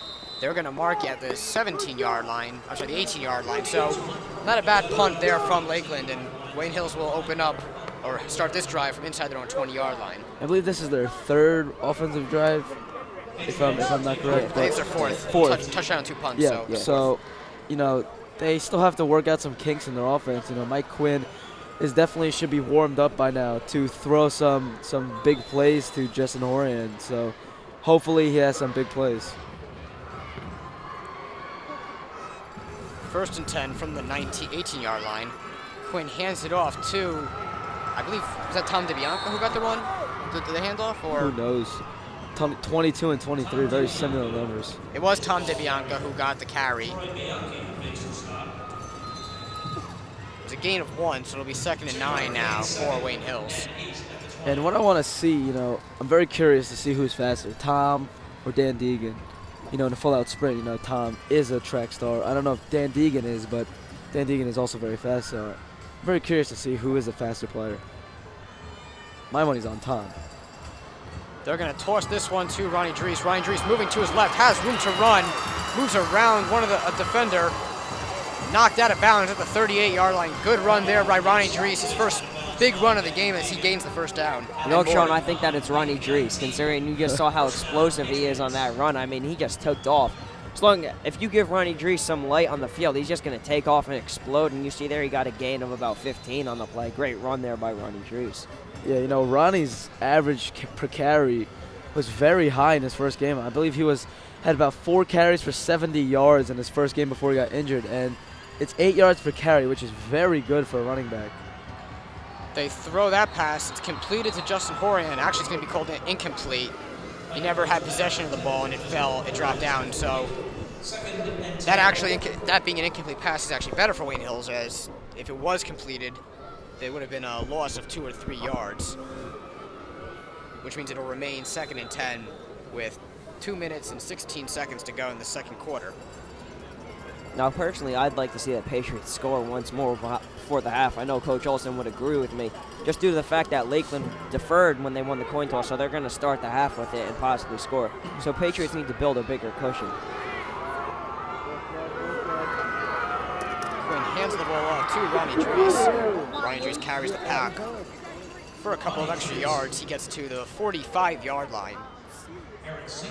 And definitely, you know, Coach Olson doesn't have the usual, you know, reliance of, you know, getting the ball back at half, where he can, you know, change up the playbook a little bit. Because right now he definitely has to score on this drive, and that's what it looks like. I believe he's just running the clock down to get a big touchdown on this next play. 3rd and 4 for Wayne Hills. Big third down because they don't want to give the ball back up again in this first half. Ronnie Drees got the handoff. He moves to his right, turns the corner, got the first down. Still on his feet across the 40-yard line. Great job there by Ronnie Drees as he gets the first down and a lot more. And, you know, that was a great play, but one thing he didn't do is go out of bounds. You know, you always want to go out of bounds when you're in the 2-minute drill. And, you know, Ronnie, he tried definitely getting more yards on that play, which is also good. But if he got out of bounds, it would have been a more, you know, efficient drive. I'm not really sure if he really wanted to go out of bounds. It's possible, but I think Wayne Hills really doesn't want Lakeland to get the ball back. I think they want to burn as much clock as possible. With 3 timeouts, you never really want to leave any timeouts in your pocket. This is a deep pass to the right, and it's completed to Brian Ogden for the touchdown. As Brian Ogden in the Wayne Hills offense takes no time after that long run by Ryan Drees. And now the score is 13-0 with 1:10 remaining in the first half. Great job there by Brian Ogden and Mike Quinn for the connection. I mean, you just can't say enough about both Brian Ogden and Mike Quinn. Mike Quinn, he's got now 20 total touchdowns. He's got 18 total throwing touchdowns. And Brian Ogden, after missing a few games due to his mono sickness, he's now coming back and he's more explosive than ever with 6 touchdowns. He might be a little bit underestimated by this Lakeland defense. Tim Divers converts his second extra point of the game as he doesn't drop a beat. And just like that, Wayne Hills now has a 14-0 lead with 1:10 to go in the first half. And, you know, Sean, we were just talking about the controlling the clock, and should Ryan Drees have stayed in bounds, should have gone out of bounds, and we talked about how Wayne Hills might want to burn as much clock as possible. So Lakeland can't get the ball back. And, you know, right there we see Wayne Hills takes no time, throws, and they go for it in one play. And good job there as Brian Ogden had man-to-man coverage and beat his man, hopped up and got the ball. I mean, it definitely is a lot better in scoring the ball. You know, you don't have to worry about the clock when you have the big lead. So Coach Olson's definitely very happy. You know, going into the locker room, he doesn't have to make any, you know, inspirational speeches. I mean, he has had many of them, especially in that Pascagoula Valley game 2 weeks ago. But you know, going into the locker room, he definitely just has to talk about how you have to keep the lead and, you know, stay focused and don't give up the lead. So Wayne Hills is very confident, and we just scored on this drive. And what's interesting, with 1 minute and 10 seconds remaining, Lakeland's offense has moved well, but we've noticed that they take a long time to move. We'll see if they're going to be able to move quickly. Good kick by Tim Divers. It's fielded at the 6-yard line by number 1, John Allard. As Allard has a pretty solid return, gets to about the 28-yard line. So with 1 minute and 4 seconds to go in the first half, Lakeland will work from their own 30-yard line, and we'll see here if they can score. And if they do score, that could be significant, because in a game of momentum, we go to halftime, Lakeland's going to get the ball back to open up the second half, and if they still have that momentum, they might be able to score again and could really shift the way this game goes. Now, if you look at just the play so far, minus those 2 touchdown passes, I mean, you would think that Lakeland's winning just because they've had such control on the clock and they've just been running all over the Patriots, but it's 14-0, so in the end, that doesn't really matter for Lakeland unless they could capitalize and score, which they haven't been able to. Deegan throws and completes to John Allard. John Allard breaks the tackle of Brian Ogden, and he's hit hard by Justin Horahan. Big tackle by number 14, Justin Horahan there. Justin Horahan's got a lot of strength in that, you know, small frame. You know, before he got to his height, I believe it's about 5'8", 5'9" right now. You know, he was very small, but still very strong, very athletic, and he showed it there as he laid out the Lakeland offense player. And he kept him in bounds, which keeps the clock moving. It's now at 30 seconds. Deegan drops back to pass. He throws, and it's completed to number 81, Tyler Johnson. Good reception there from Johnson, as he had to put one hand up and bat it to himself. Now, the key on both of those passes are the fact that the Patriots tackled them, yes, but they kept them in bounds, which keeps the clock running, and it forces Lakeland to burn a timeout right here. With 18 seconds left, it's 3rd and 5. Lakeland's going to have a few more plays to possibly score, throw a few bombs. But overall, the Patriots are doing pretty good this half. I mean, if you looked at the plays, you would think that Lakeland's winning, but it's 14-0, and the Patriots are doing a really good job so far. Now, Brian Sean, let's say hypothetically you are Tom McCormack, the head coach of the Lakeland football team. With 18 seconds to go in the first half, you have a 3rd and 5. You're down by 2 touchdowns. On this play, would you be conservative? Would you run the ball and just let the clock go out, or would you go for the bomb and try to really change the game? But keep in mind that the Wayne Hills defense is a really strong defense, and if you're not careful, you could throw an interception, which could hypothetically be run back for a touchdown, and that might just be the nail in the coffin for you. So what would you do in that situation? You know, I like the phrase, go big or go home. You want to get the touchdown. You want to get the points on the board. I would just throw a deep bomb, or, you know, Dan Deegan could probably just run it by himself. He's had a 91-yard run once in his career this year. So, you know, Dan Deegan is just a spectacular player, so he might be able to run it back. Looks like Deegan wanted to throw the ball, and now the ball is loose.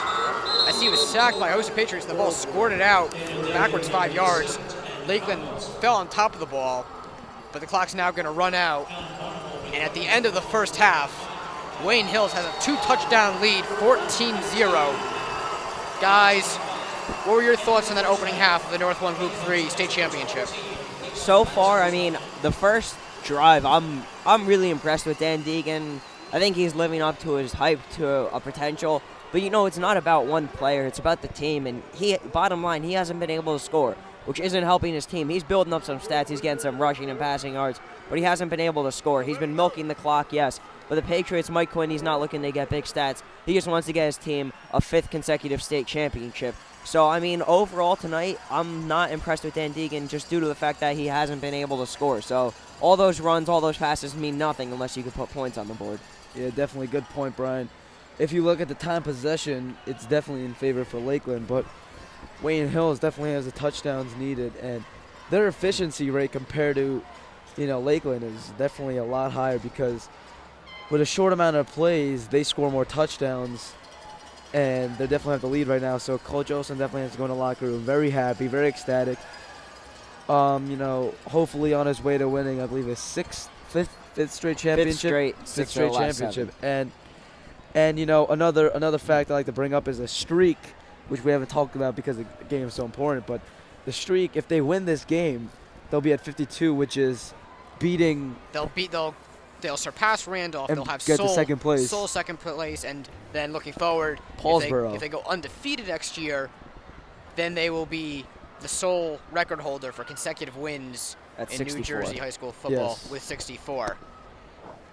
So again, at the end of the first half of play here from Giant Stadium, Wayne Hills has a 14-0 lead over the Lakeland Lancers.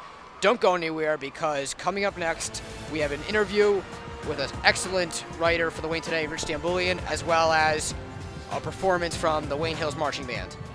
Vikings from their own 32-yard. Giardiello back to pass. He's getting pressure as he is sacked by Dave Ogden, and then Ben Johnson comes in from a late knock. Great pursuit there by the Wayne Hills defensive line. 3rd and 11 for the Golden Knights. Jansen drops back. He's getting heavy pressure, and it's picked off by Matt Johnson. Big number 72. He keeps rolling down the field, and he gets it to the 45-yard line. Blitz. Giardiello back to pass, and he is sacked by Scott Schultz. What a clutch play by Scott Schultz. The end. These are the last few seconds dwindling down. Wayne Hills is the 3rd straight consecutive state champions. 4 out of 5 years, they did it again. Wayne Hills Patriots, North 1 Group 3 state champions. Welcome back to the North 1 Group 3 state championship here at Giant Stadium. It's halftime, and now let's throw it down to the Wayne Hills Marching Band under the direction of Matthew Paterno.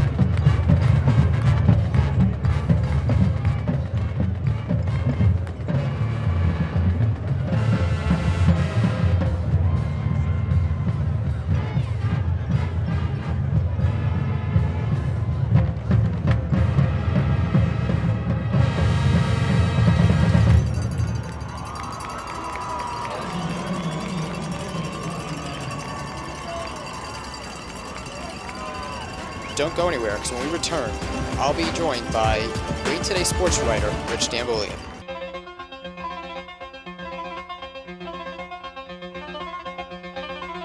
Third and 5, 40 Indians from their own 37-yard line. Bly rolls out to the right side of the field, getting pressured by Drake. As the pass is intercepted by Jeremiah Kale. Kale to the 40, does that to the right side of the field. He's got blocking downfield to the 30, 25, 20, 15, 10, 5. Touchdown Patriots. Jeremiah Kale, his 10th interception of the season, takes it back for a touchdown as the Patriots take a 6-0 lead.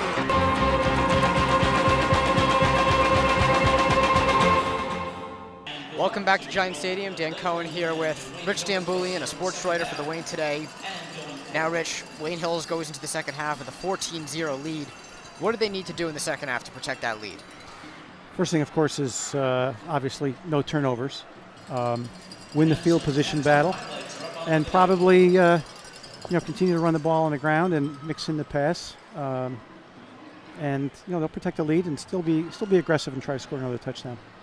Now, putting this on the game on a bit of a broader scale, looking at the streak, right coming into this game, Wayne Hills 51 consecutive wins in a row. If they win today, they'll be second on the consecutive win list for the New Jersey high school football, and if they go undefeated next year, they will take over and have the New Jersey record for consecutive wins with 64. How significant is the streak that they have right now, and how much more significant is the streak next year if they possibly can go undefeated? It's very significant, even as we stand here at this day, Dan. Just last week, I think it was, Benji Wimberly, the coach of Patterson Catholic, said he was amazed at what Coach Olson has accomplished at Hills. And regardless of who the teams are that they're playing, regardless of what league you're in, when you win 51 games in a row and dominate your league and dominate the section, looking now at potentially the 5th state championship in 6 and 7 years, that's a tremendous accomplishment. That's not been done very, very few times. And high school is you're turning over your roster every couple of years, so that's a great tribute to the coaching staff and also to the kids and how hard they work. And it's no accident that they get to 51 games in a row. I agree with you, Rich.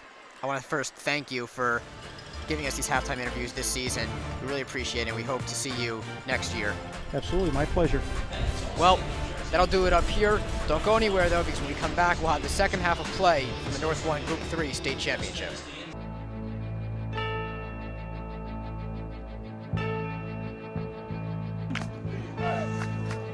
This is Nick Warzel's limelight, folks. This is when he brings his A game. The lights are turned on the field. Late in the day, he's ready to go. On first down, Warzel back to pass. Excellent protection all the time in the world. Looking downfield, looking for Van Peenen, triple covered. Sticks it in there, flags on the play.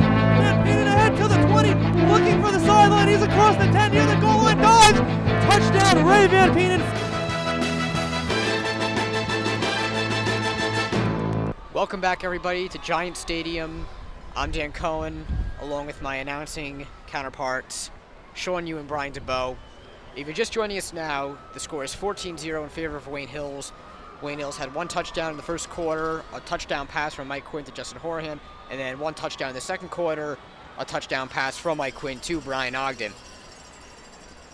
And Lakeland won the opening coin toss, so they deferred, so they're going to get the ball first on offense in the second half. Tim Divers will take the kickoff. So how important do you think it is, Sean, for Lakeland to produce on offense on this opening drive?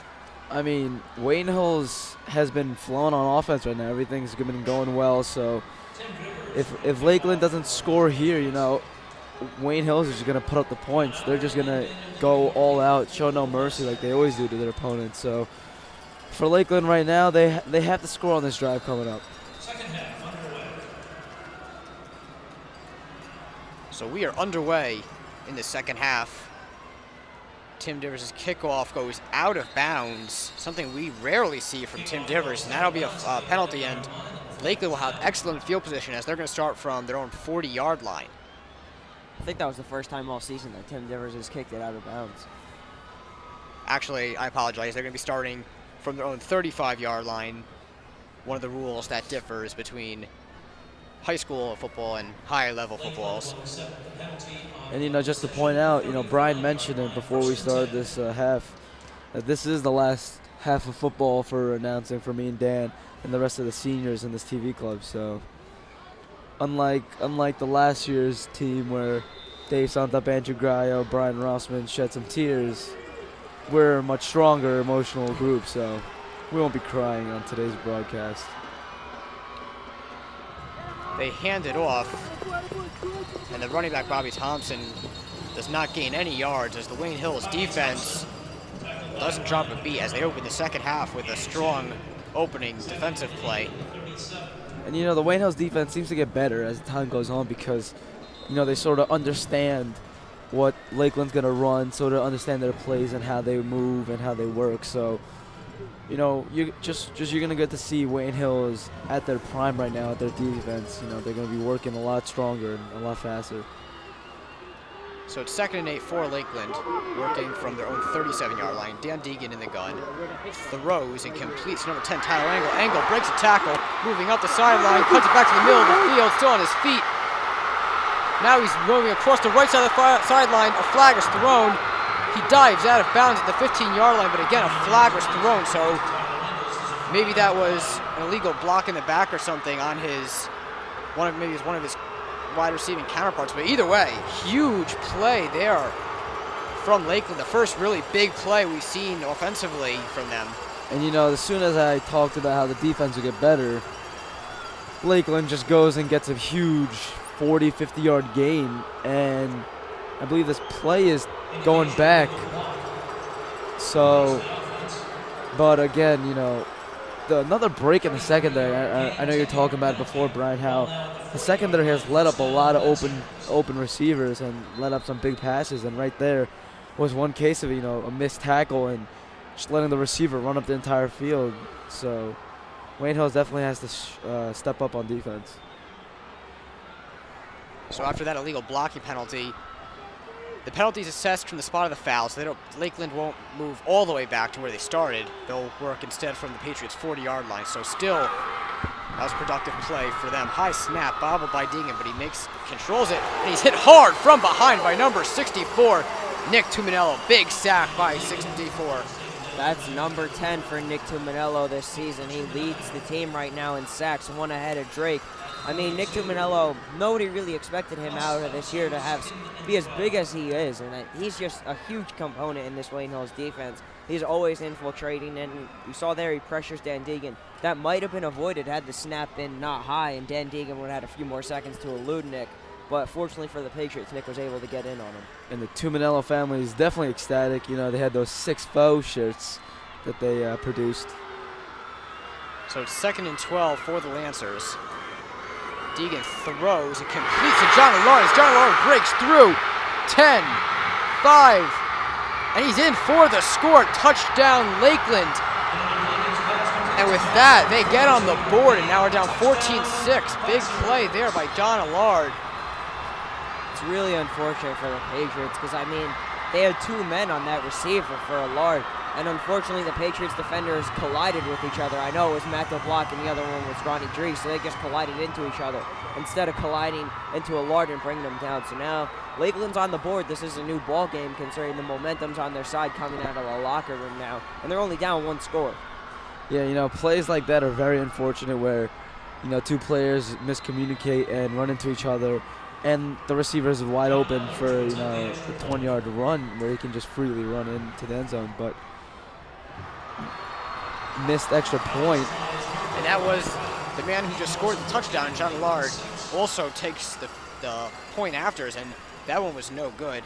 And also, it's actually surprising that was no good because he's almost been perfect on the year. Coming to this game, John Allard was 35 out of 36 on extra points. That's good for 11th in the state. And right there, he misses now. He's 35 out of 37. So we'll see how that plays in later in the game. Could that be significant that he missed that extra point? Now, if you look at it, the score's 14-6. If Lakeland scores another touchdown, they're going to need a 2-point conversion just to tie the game. So that could really be significant later in the game. Yeah, definitely. Those are those moments in the game where you wish you made that extra point. I remember in the game earlier, the Hoboken-Verona game, it was 13-12. and I believe I think Verona had 12. I mean, Hoboken had 12, and I think the reason they had 12 is because they missed an extra point. So very crucial for the game, and Lakeland's definitely going to regret it.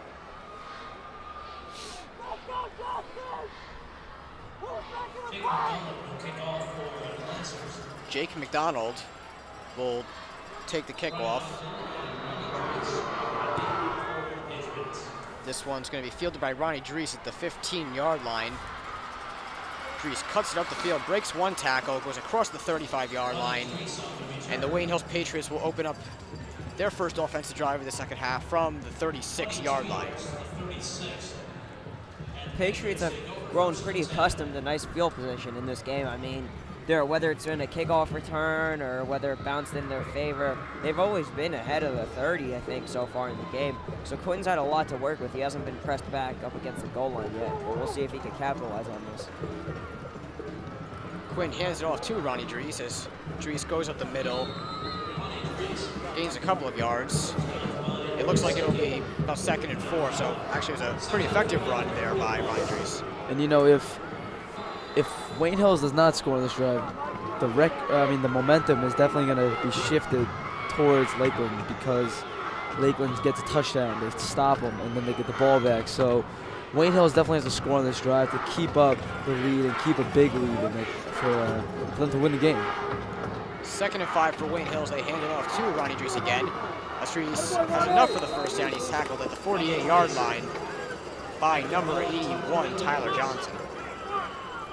And that almost looked like a false start, as I believe Brian Dickman, I'm not sure on this, but the tight end jumped a little, but I guess it was a great jump instead of a false start. Ronnie Dries is having a big game tonight. He's put the Patriots in some good field position.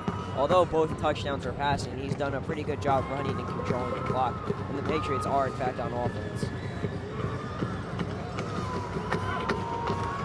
Quinn hands it off to Ronnie Dries again, but this time Ronnie Dries' run attempt is not as successful as the passing two, and he's going to be tackled for a gain of about 1. So it'll be 2nd and 9, and something we haven't seen in today's game that pretty much won the game against Husky Valley, those tosses to Tom DiBianco where he could really use his speed and utilize the outside of the field, and they've done a great job with Ronnie Dries in the middle of the field, and you wonder if maybe at some point in the second half they're going to go to DiBianco and use the outside of the field. And as you see on your screen, Mike Quinn at the top of your screen, the Wildcat formation, Brian Ogden to take the snap. He takes it, runs up the middle, and gains about 3 yards, so it'll be a mid-range 3rd down conversion upcoming for Wayne Hills.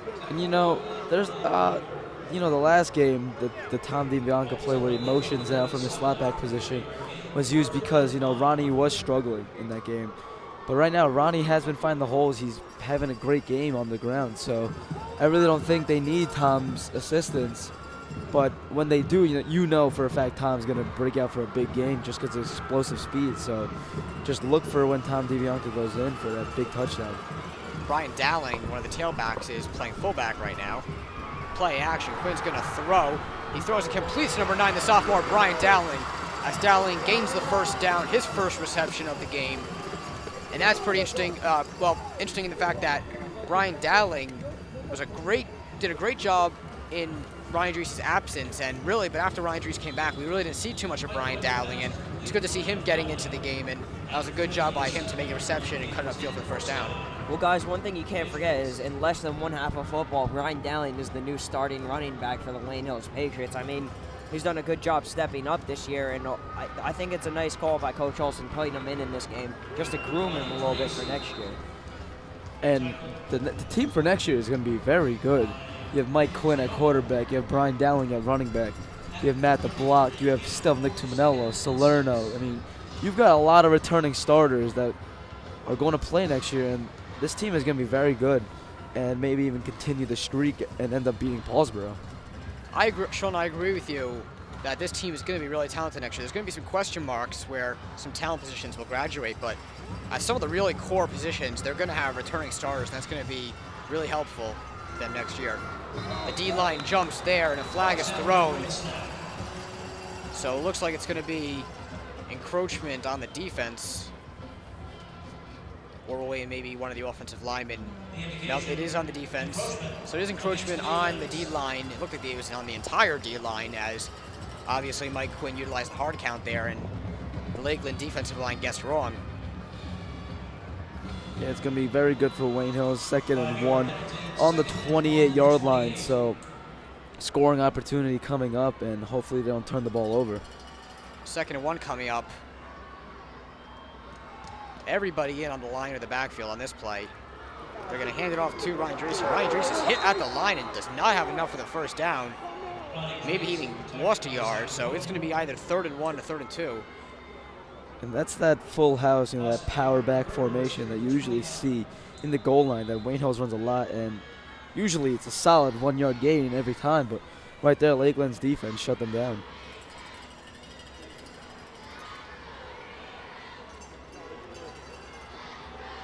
So from the Lancers' 29-yard line, Wayne Hills has a 3rd and 2.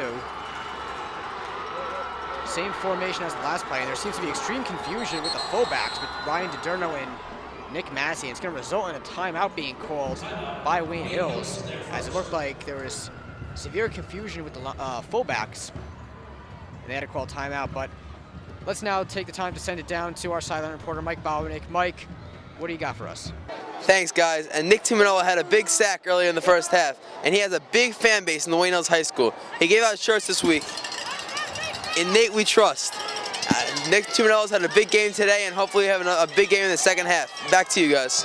That was a great report, Mike. Good info on that sideline report. Mike has done doing a great job on the field, and big shouts to him, showing DiPeri on the camera downstairs. And right now Wayne Hills definitely has to convert on this play. You never know if they'll go for it on 4th. This isn't Tim Divers' range. He's had a 37-yard field goal before, so basically 37 in a yard. He barely made that field goal, but I mean, there's no wind today, so they definitely have to convert. I don't know if they'll go for it on 4th down. Coach Olson is very, I think they will 100% go for it on 4th down. Yeah. 43-yard field goal. So I think in that situation they would go for it on 4th down. But hopefully they don't have to end up in that situation. Hopefully they get it on this first down conversion right here. Keep your eye on number 45, Ryan DiDerno. He's almost automatic when he runs the ball for a good yard or two. They give it to Drees. Drees breaks it to the secondary, gains more than the first down, gets to about the 16-yard line rather. So instead of going to one of the fullbacks, they do give it to the tailback, Ryan Drees, as Drees gets the first down. Even though he was absent for the first half of the season, Ronnie Drees is approaching 1,000 yards, which is a pretty big landmark for a running back, especially in high school. Yeah, definitely many running backs in the NFL rarely get that stat, so Ronnie Drees has definitely played well, even with the injury. Quinn hands it off to Ryan Drees. Ryan Drees again breaks into the secondary. Looked like the quarterback, Dan Deegan, one of the linebackers, actually tackled Ronnie Drees. And with that, Wayne Hills will be inside the Lancers' 10-yard line. This is a really good offensive drive for Wayne Hills. They've chewed up a lot of time. And, they're getting their time of possession stats back up because Lakeland has dominated in that category for the entire game, but Wayne Hills definitely eating a big chunk out of the clock.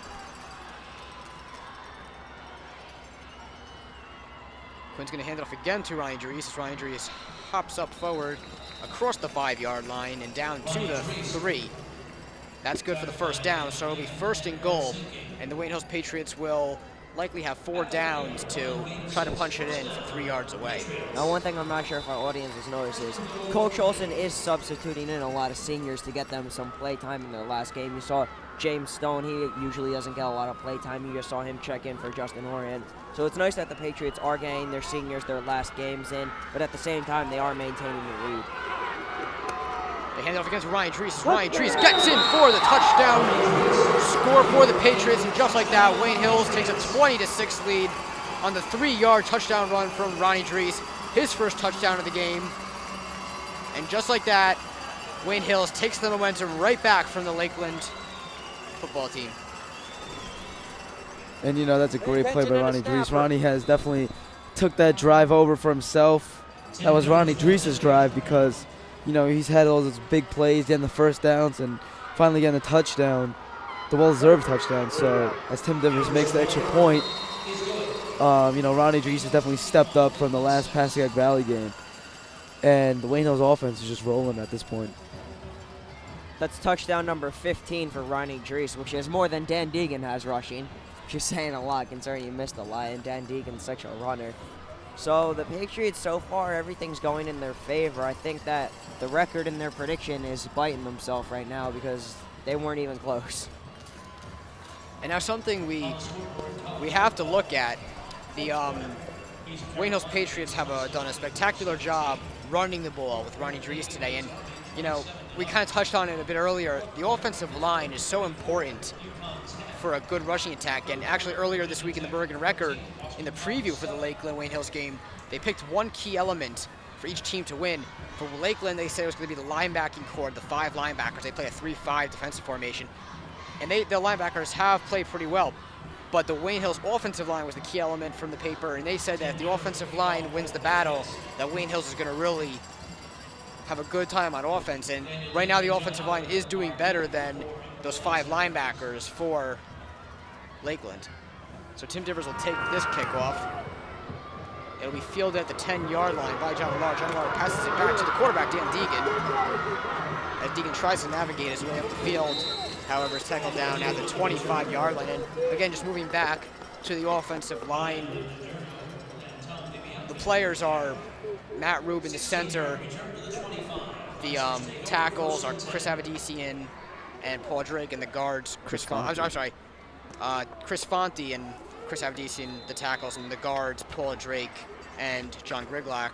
So the offensive line deserves a lot of credit as the whole season, and every season, it's one of the positions that they always manage to reload somehow. And running in front of, blocking in front of Ronnie Dries and Mike Quinn, they've done a great job today. As Deegan's going to try to keep it for himself, trying to find room to run, and somehow gets past all those Wayne Hills players in the backfield, but can't really go anywhere, as it looks like it's going to be no gain. But again, we saw Deegan's elusiveness there as he avoids losing yards. This was what I was talking about when I was talking about my key player in the intro, how the defense really has to suppress Dan Deegan, and Dan asked me how they would shut down the mobility. The key is to force him to pass, and the Patriots so far have shut down his run for the most part on those direct snaps, and you saw it right there on that play. So overall, I think they're doing a pretty good job. And forcing him to pass, that's his weaker side, but in the first half, it turned out to be his stronger side. But in the second half, Dan Deegan hasn't been able to do much so far.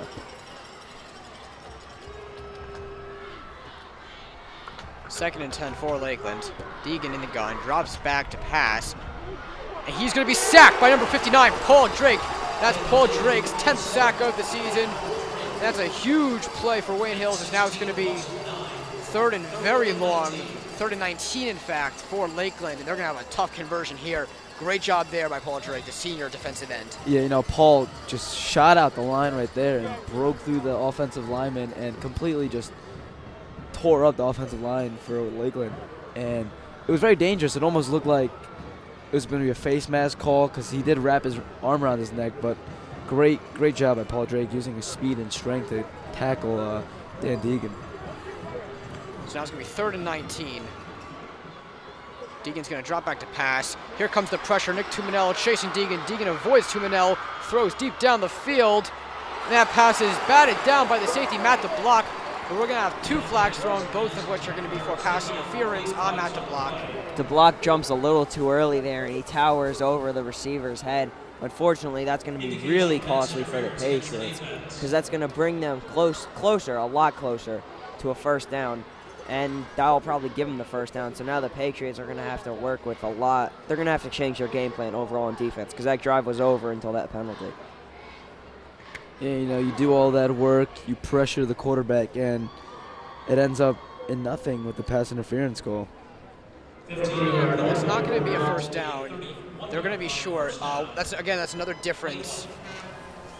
Actually, I take that back. It is going to be a first down, as they did have enough yards.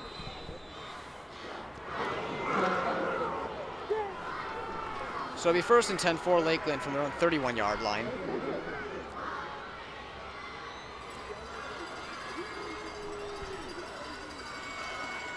Deegan hands it off to number 6, Bobby Thompson, and Thompson's taken down by Chris Avedisian, one of the defensive tackles. So good job there by number 70, Chris Avedisian, and it'll be 2nd and 8 for Lakeland. You know, that was a great play. Draws either work really well or don't work well, and right there, Christian Avedisian, you know, completely shut down that draw. 2 minutes remaining in the third quarter. Wayne Hills has a 21-6 lead. 3 wide receivers in for the Lancers. Deegan back to pass. He throws and completes number 1, John Allard. And John Allard is just continuing to have a huge game here against Wade Hills. That's enough for the first down, and the Lancers move the chains. And the Patriots continue to play the ball instead of the man, which is very risky because if you do that, you know, the player can run it for a touchdown, as you saw their Lakeland's first touchdown. And they've been continuing to do that. You know, they always jump over the receiver and try smacking the ball down, but most of the time it hasn't worked, so Wayne Hills, the secondary definitely has to change what they're doing. John Allard came into this game with 24 receptions for 389 yards. You know, I'd say he's probably having a career game because he has really stepped up and he's been playing tremendously. Deegan throws. This one's again intended for John Allard, but it's too high. Good coverage there by the defense of Wayne Hills. That's going to be incomplete, and it'll be 2nd and 10. Defense really needs to step up here. After that penalty, you want to get your quarterback back on the field. I mean, it seems that Lakeland's going to take this drive to the end of the third quarter as 1:09 remains. But overall, you want to get Mike Quinn back on the field and get one more score because that's just 7 more points that you don't have to worry about with Lakeland. So it'll be 2nd and 10 from their own 47-yard line. Dan Deegan in the shotgun. They throw over the middle, and it's incomplete. Great job there by the safety, number 80, Matt DeBlock, as he bounces back from that previous pass interference call. And Drake McDonald was moving up the middle of the field, and it looked like that. And McDonald caught that ball. He could have ran in for the touchdown, but Matt DeBlock wasn't going to allow that to happen. He got in there and knocked the ball out. Good job there by DeBlock. DeBlock and Jerice with the combo there. Deegan threw into double coverage, which DeBlock made him pay, especially after that penalty. He knew that Coach Olson would be upset with him, but he makes up for it there. And as you said, Dan, he possibly saves a touchdown that the Patriots could have lost. Yeah, because McDonald had a full head of steam going. He would have caught the ball in stride. Deegan back to pass. He's going to keep it for himself. Steps up. And he's going to be tackled by looks like it was number 45, Ryan DeDurno, the middle linebacker. And you know, that was a bad decision because it's 3rd and 10. You should definitely pass the ball on that play, but I guess Dan Deegan thought he could juke some players out and get the first down. But again, great play by Wayne Hills stopping him. You know, the last play that I saw Dan Deegan, you know, juke some players is on their first drive after in the second half, and other than that, he's just been completely shut down. Well, you know, like Dan Deegan, I thought I saw some daylight in the middle of the field, but it closed up immediately once he showed the Patriot defense that he was going to keep it for himself. 19 seconds remaining in the third quarter, as there's going to be a flag thrown probably for delay of game. So it looks like on that play, the Lancers just wanted to see if possibly they could draw the Wayne Hills defense offsides, or rather punt return team offsides. I think the reasoning behind that was to milk the clock for as much as they can due to the fact that they know they're punting. It's 4th and 13 now, so I guess they had no intentions of not punting. So now they could just punt, and they got, I guess, a few more seconds. I don't really see the reasoning because it's not like you're going into a half, you're going into a quarter.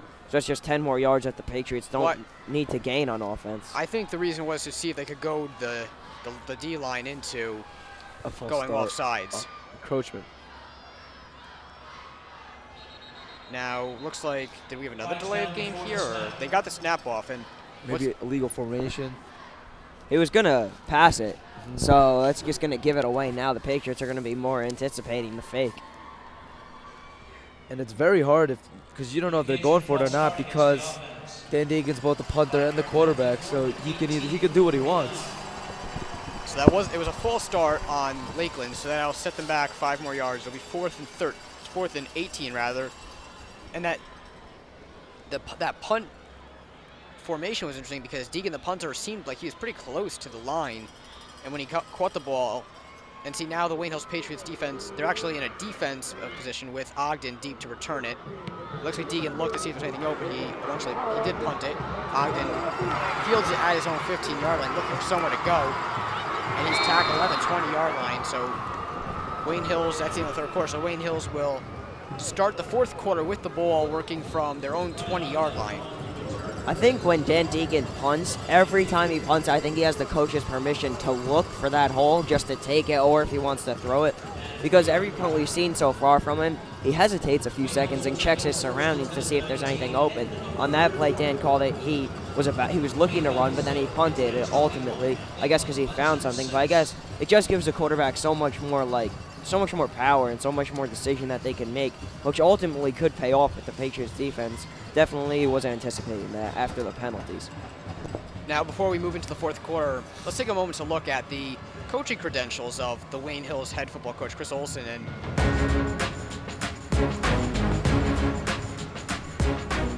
And you know, he's coached at many places, and you know, Wayne Hills is where he's gone from 86 to now, and he's going to keep going for a while, hopefully. And the other place he coached, St. Cecilia, East Side, it's only been for a couple of years, maybe not even a full year. And he has won a state championship in Bergenfield, so it's not like Wayne Hills is only his best place, but for now it's where he's known for his natural coaching job. You said it.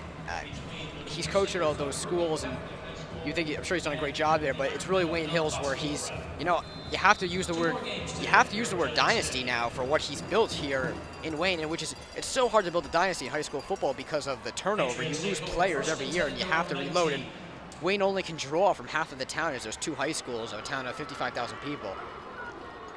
Mike Quinn hands the ball off to Ryan Dries. Ryan Dries cuts up the field, moves past the tackler, still on his feet, and he's tackled by Dan Deegan at the 45-yard line. Big run there by Ronnie Dries. Now, guys, one thing I want to bring up is a lot of people talk about how Wayne Hills would be so much better if they had that other side of the town, that other half. But one thing that the Patriots would lose is their team would be so much bigger that they would move to a Group 4. They'd be in a completely different division, which who knows what that would bring for the Patriots. They might respond to it, they might not, but that would certainly affect their rankings, I'm sure. Currently, they're ranked 7th in the state, I think, and 89th in the country. I formation behind Quinn. He pump fakes. He tosses it to Ryan Dries. Ryan Dries moves up the middle, gains 3 or 4 yards. And it's going to be about 2nd and 6. And you guys were talking about it before, that if Wayne Hill's going into the Group 4, and you also have the new move that's been made, the alignment that might, I don't know when it's, maybe 2010 it might come into effect, where Wayne Hills faces all the people in their local area, DePaul High School, Wayne Valley, so it can definitely be a different story after the alignment of how Wayne Hills continues their play. 2nd and 7 for Wayne Hills. They hand it off again to Ryan Dries, who bounces it to the right side, breaks into the secondary, and he's tackled down by number 6, Bobby Thompson. That's after a great run by Ryan Dries as he gets the first down and more. That was the same exact play as last time where, Quinn fakes the bubble screen and goes to Ronnie Dries, and Ronnie Dries has responded on both. He's been dominating right now, and he's definitely going to get the MVP unless some other events happen where, Quinn throws another couple of touchdowns or something else, but Ronnie Dries has definitely changed the way the game is because of his running. So now the Patriots are on the Lancers' 32-yard line. They hand it off again to Ronnie Dries. And this time, Dries can't really go anywhere as he stops behind the line of scrimmage. The running couldn't come at a better time. I mean, the Patriots in the first half, it was pretty much passing. But the running that the Patriots are doing right now is allowing them to control the clock, and they're causing Lakeland to cause a bunch of timeouts, which they are right now, but that's due to an injury. But, I mean, Hills is definitely controlling the clock right now, which couldn't come at a better time because they're up 21-6, and it's a fourth quarter with 10 minutes left.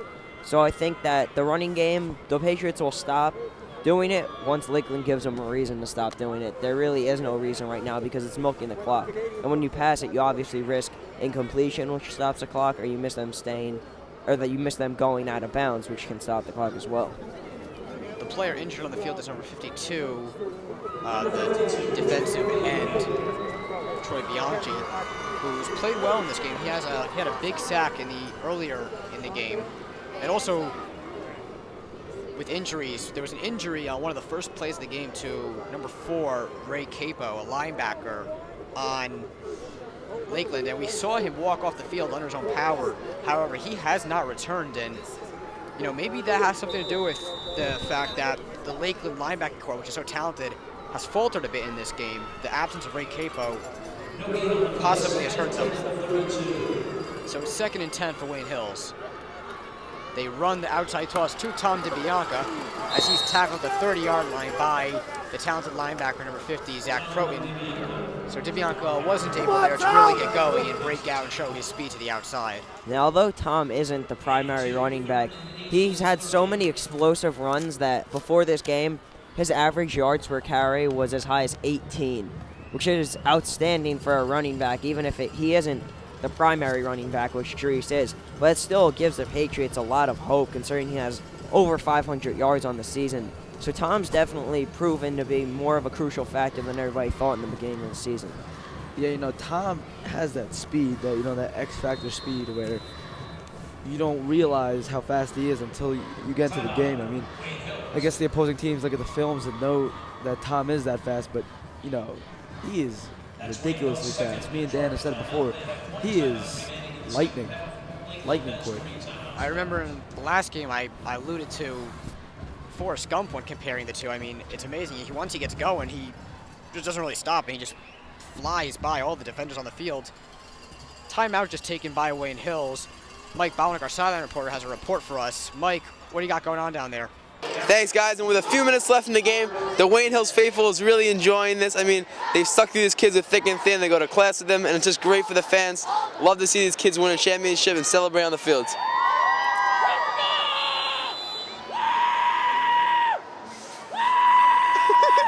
Thanks for that, Mike. 3rd and 8 for Wayne Hills. Big third down conversion upcoming. 9 minutes and 10 seconds remaining in the game. They give it to Brian Ogden, as Brian Ogden has enough for the first down. That's a good run there by Brian Ogden as he made initial contact with one of the defenders and then just drove that defender for a couple extra yards to get the first down. That's a great play, that Tom motion toss, because it can either be that or it can be the draw to a Brian Ogden or any other player, because you have so many players that are used to block that you can also use them on the offensive side. So, that's a great play Coach Olson built up. Clock continuing to tick down. It's at 8:40 right now. Handoff to Ryan Dries as Ryan Dries gains 8 or 9 yards. Good run there by Ryan Dries as he's continuing his spectacular play. 9 yards to the 12, 2nd and 1. And, Wayne Hills has done a great job milking the clock. They got the ball back. They started the ball off for the 4th quarter, and it's already down to about 8 minutes. So Wayne Hills has done their job, and hopefully they get the touchdown to put this game out of reach, and just wait till the clock winds down and celebrate their 5th straight championship. They hand it off to Ryan Dries up the middle. He dives forward, tackled at the ankles by number 78 from Lakeland. That's John Barnable. So short gain there for Wayne Hills. It'll be 2nd and, or should be, they actually got the first down. It'll be 1st and 10 rather. Excuse me. And from our view where we are, it doesn't look, you can't tell if it's a first down or if it's short. So, we have to listen to that PA announcer and for him to help us out. But right now, you got to look for Wayne Hills to try scoring. You can milk the clock down as much as you can, but right now is a good scoring opportunity because it's 1st and 10. You can work your plays in.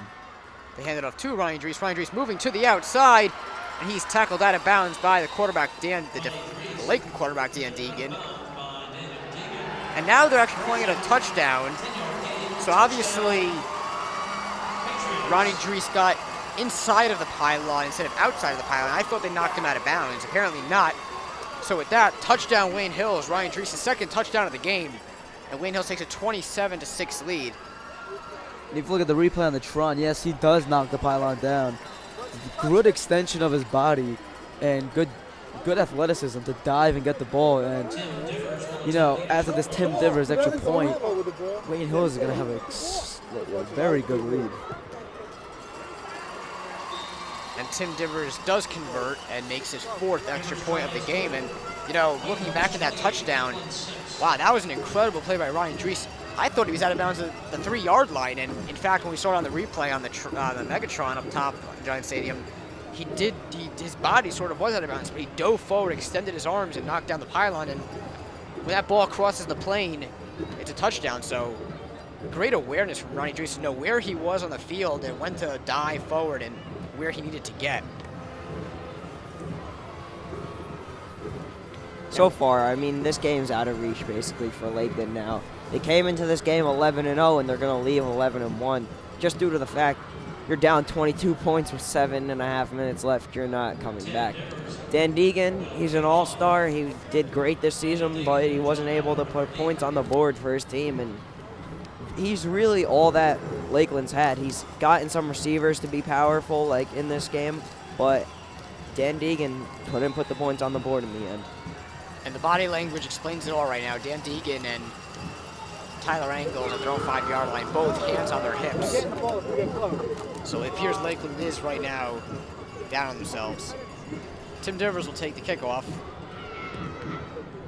And it's a good high kick, fielded at the 10-yard line by the quarterback, Dan Deegan, as he lowers his shoulder and is tackled at the 27-yard line.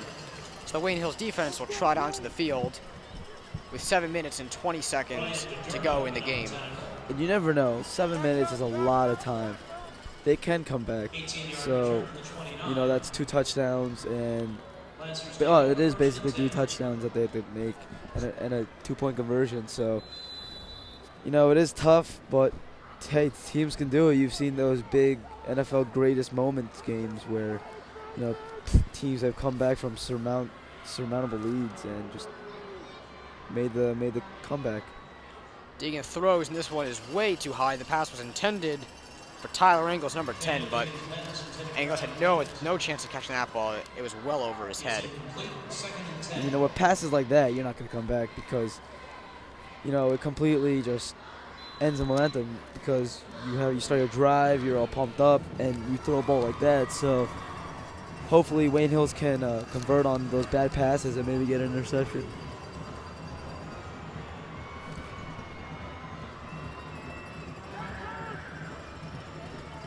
Deegan dropped back to pass. He throws and completes to number 81, Tyler Johnson. Tyler Johnson's tackled by a host of Patriots short of the 30-yard line. So Wayne Hills' defense is really excelling right now on this drive. Patriots played a perfect game so far. The defense, they seem to be struggling with Deegan a little bit in the first half, but overall I think they contained him pretty well and held him. And it's going to pay off for them because the seniors are coming away with their last season. A lot of people were doubting them this season, but they were able to come away undefeated again. Dan Deegan in the gun, 4 wide receivers in. Looks like he's going to try to keep it for himself. And now looks like he wants to throw the ball. He does throw it off, and he completes the pass to Jake McDowell. Jake McDowell breaks 2 tackles and gets to the 50-yard line and has plenty more than needed for the first down. And with 6 minutes and 18 seconds to go in the game, Lakeland will have a 1st and 10 from the 50-yard line. You know, that was a good job by, I believe, Mike Waller, who started off with the pressure, but Dan Deegan just coming out strong, juking a lot of players. I'm looking at the replay on the Tron, and there was a block in the back, almost like a cut block on Mike Waller. So a big miss for the referees in this game. I agree with you 100%, Sean. There was an obvious block in the back committed on Mike Waller. Deegan looking for someone to throw to. He throws across the field. The pass was intended to the running back, Bobby Thompson. It was incomplete, though. And, you know, that's never a smart play, throwing across your body, across the other side of the field and trying to go for a pass because you don't know what can happen on that play. So lucky for Dan Deegan that it was just incomplete. At this point, I think it's hard for Dan Deegan to have any morality or be pumped up at all, knowing he's a senior. This is his last game. He had the perfect season, and now it's all blown up in front of his face, so it's hard for him. But I think that the key so far that I've just noticed this is the Patriots try to push him against the outer the sideline, so he can't cut back. And then when he does cut back, there's a wall of Patriots to push him down. 2nd and 10 for Lakeland. Deegan drops back, rolling to his right, avoids a tackler, still on his feet. Now he throws.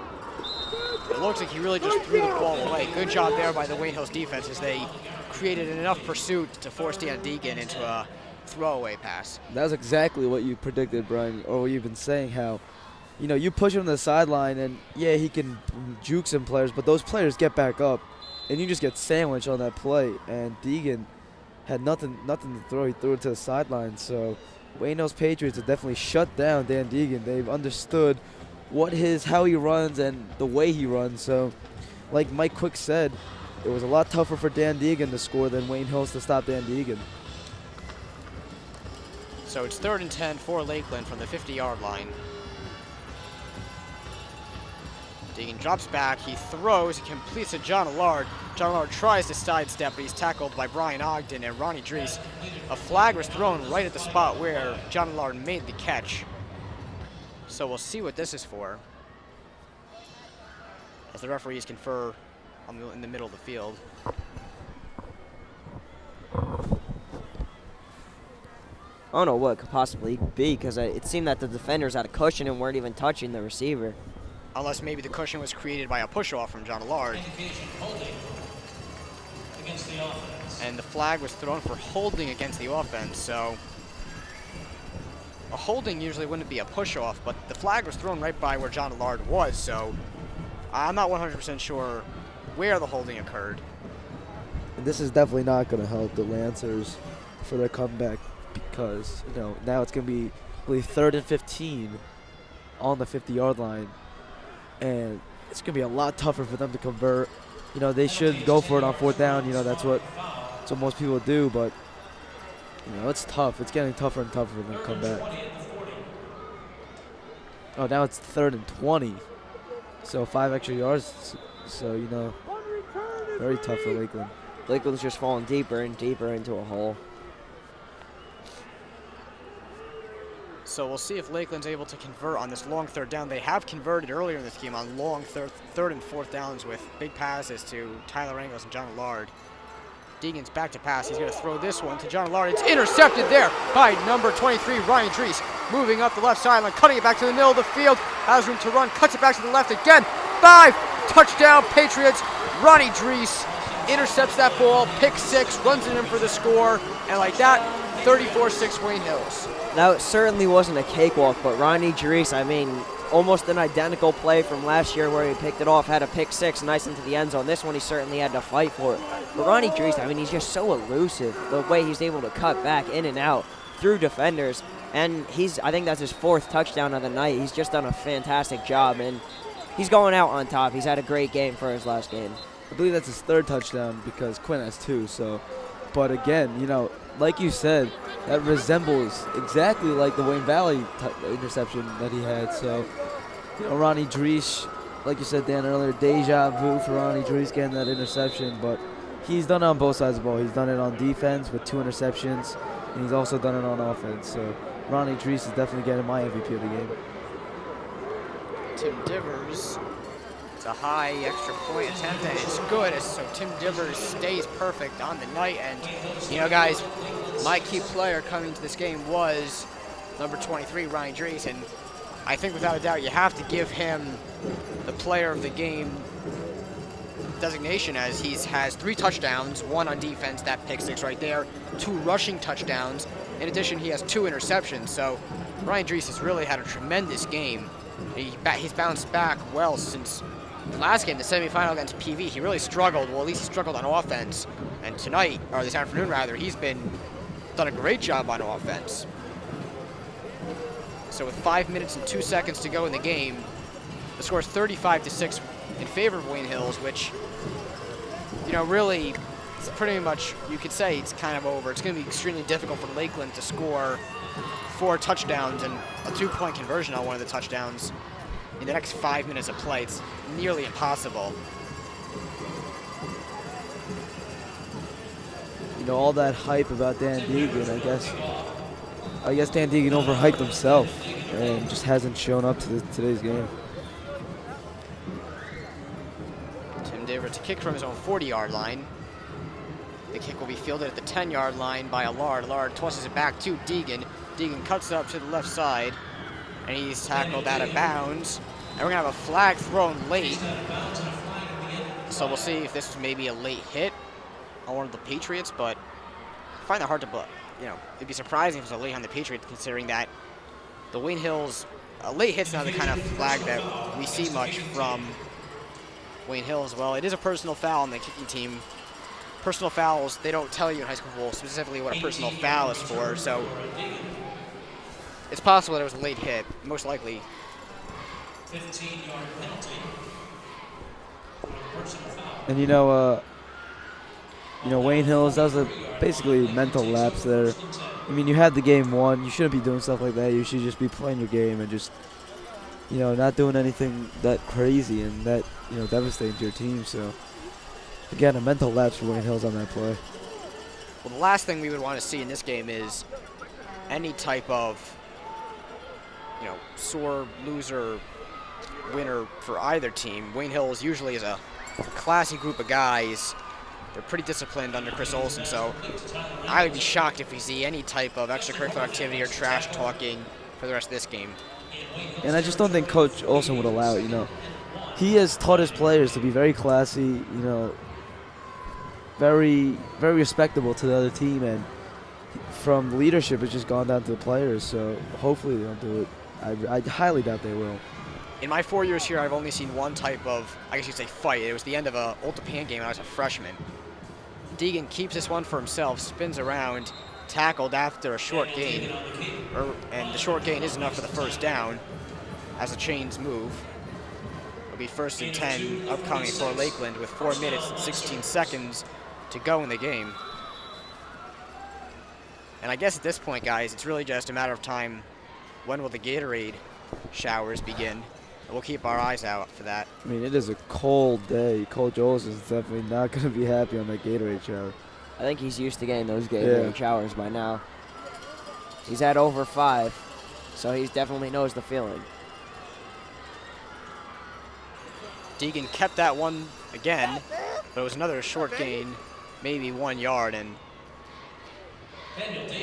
in regards to Gatorade showers, I don't know if we'll be able to get it on camera, but I'd say there might be a Gatorade shower. Let's cross our fingers. Awaiting the Wayne Hills TV producer, Mr. Jim Hookstraight. But we don't have the Gatorade jugs like most football players do, but we have, a couple water bottles here and there, and we can. We just heard from our director, Mr. Berkowitz, also wanting a shower. So after this game's over, we'll drench both teachers in water or Gatorade, as it's intercepted again by, I believe, Ronnie Drees. Justin Horahan, yes. Moving up the left side of the field. Great play by Justin Horahan. And there's going to be a flag thrown as one of the Lakeland players is writhing in pain. It looked like, I didn't see anything. I didn't see what happened, but Nick Tuminello was walking away. Maybe I'm not sure if I can see on the replay there. I'm not really sure what happened, but Jake McDonald is injured on the field. There was a block. The foul was for a block in the back on the return. I don't know if that has anything to do with the reason for Jake McDonald's injury. And Jake McDonald is really injured right now. I just want to go back to that interception. I mean, Justin Horahan, no matter how many times I see it, it never ceases to amaze me how high he can jump. I mean, he's like a professional basketball player. It seems like he could almost dunk in the basketball season. He jumps so high, I can't get over it. And I think to point out, he has dunked it before in basketball. I've seen it with my own eyes. One of the Wayne Hills Patriots game, the warm-up, Justin Horn has dunked it. I don't know if he can do it on a consistent basis, but that kid is abnormal. He can jump to ridiculous heights. And again, to point out, Wayne Hills basketball season coming up, I'm very excited. I'm part of the Goonies, which is like the Cameron Crazies that Duke has, and it's going to be a good game. And if we could get the cameraman, there's about to be a Gatorade shower going on. So hopefully the cameramen respond. I see them trying to hide the Gatorade. You know, from our view, we can clearly see the culprits that are doing this Gatorade Coach Olson's shower. talking to Mike Quinn, so I don't think he has an idea that it's It coming. looks like Paul Drake and Mike Waller right now are the ones holding the Gatorade jug. I mean, he should have some instincts, like spidey senses when the Gatorade shower's coming on, you know, after all this time. You know, you see all these players huddled around them for no reason. Nevertheless, play resumes. 1st and 10 And they're for going. Wayne Hills. They're going.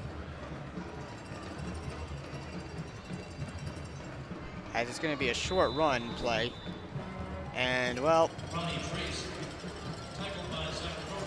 it appeared that there was a...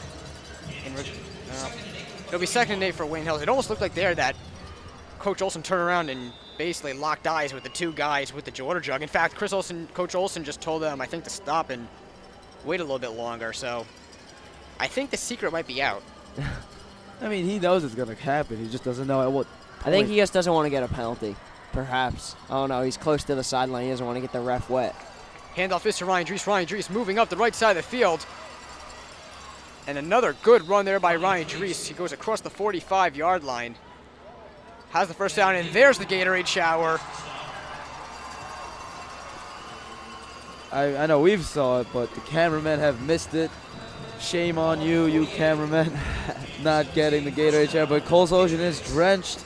Doesn't seem to be too happy, depending on the flavor of Gatorade. If it's yellow Gatorade, that will be my preference. I don't know about you guys. Under 2 minutes remaining in the game. 1st and 10 for Wayne Hills. Quinn hands the ball off to, I believe, Tom DeBianca. He's still on his feet. Are you kidding me? And they said he's my down. God. They're going to call him down. He was not down. I can't wait to see that replay.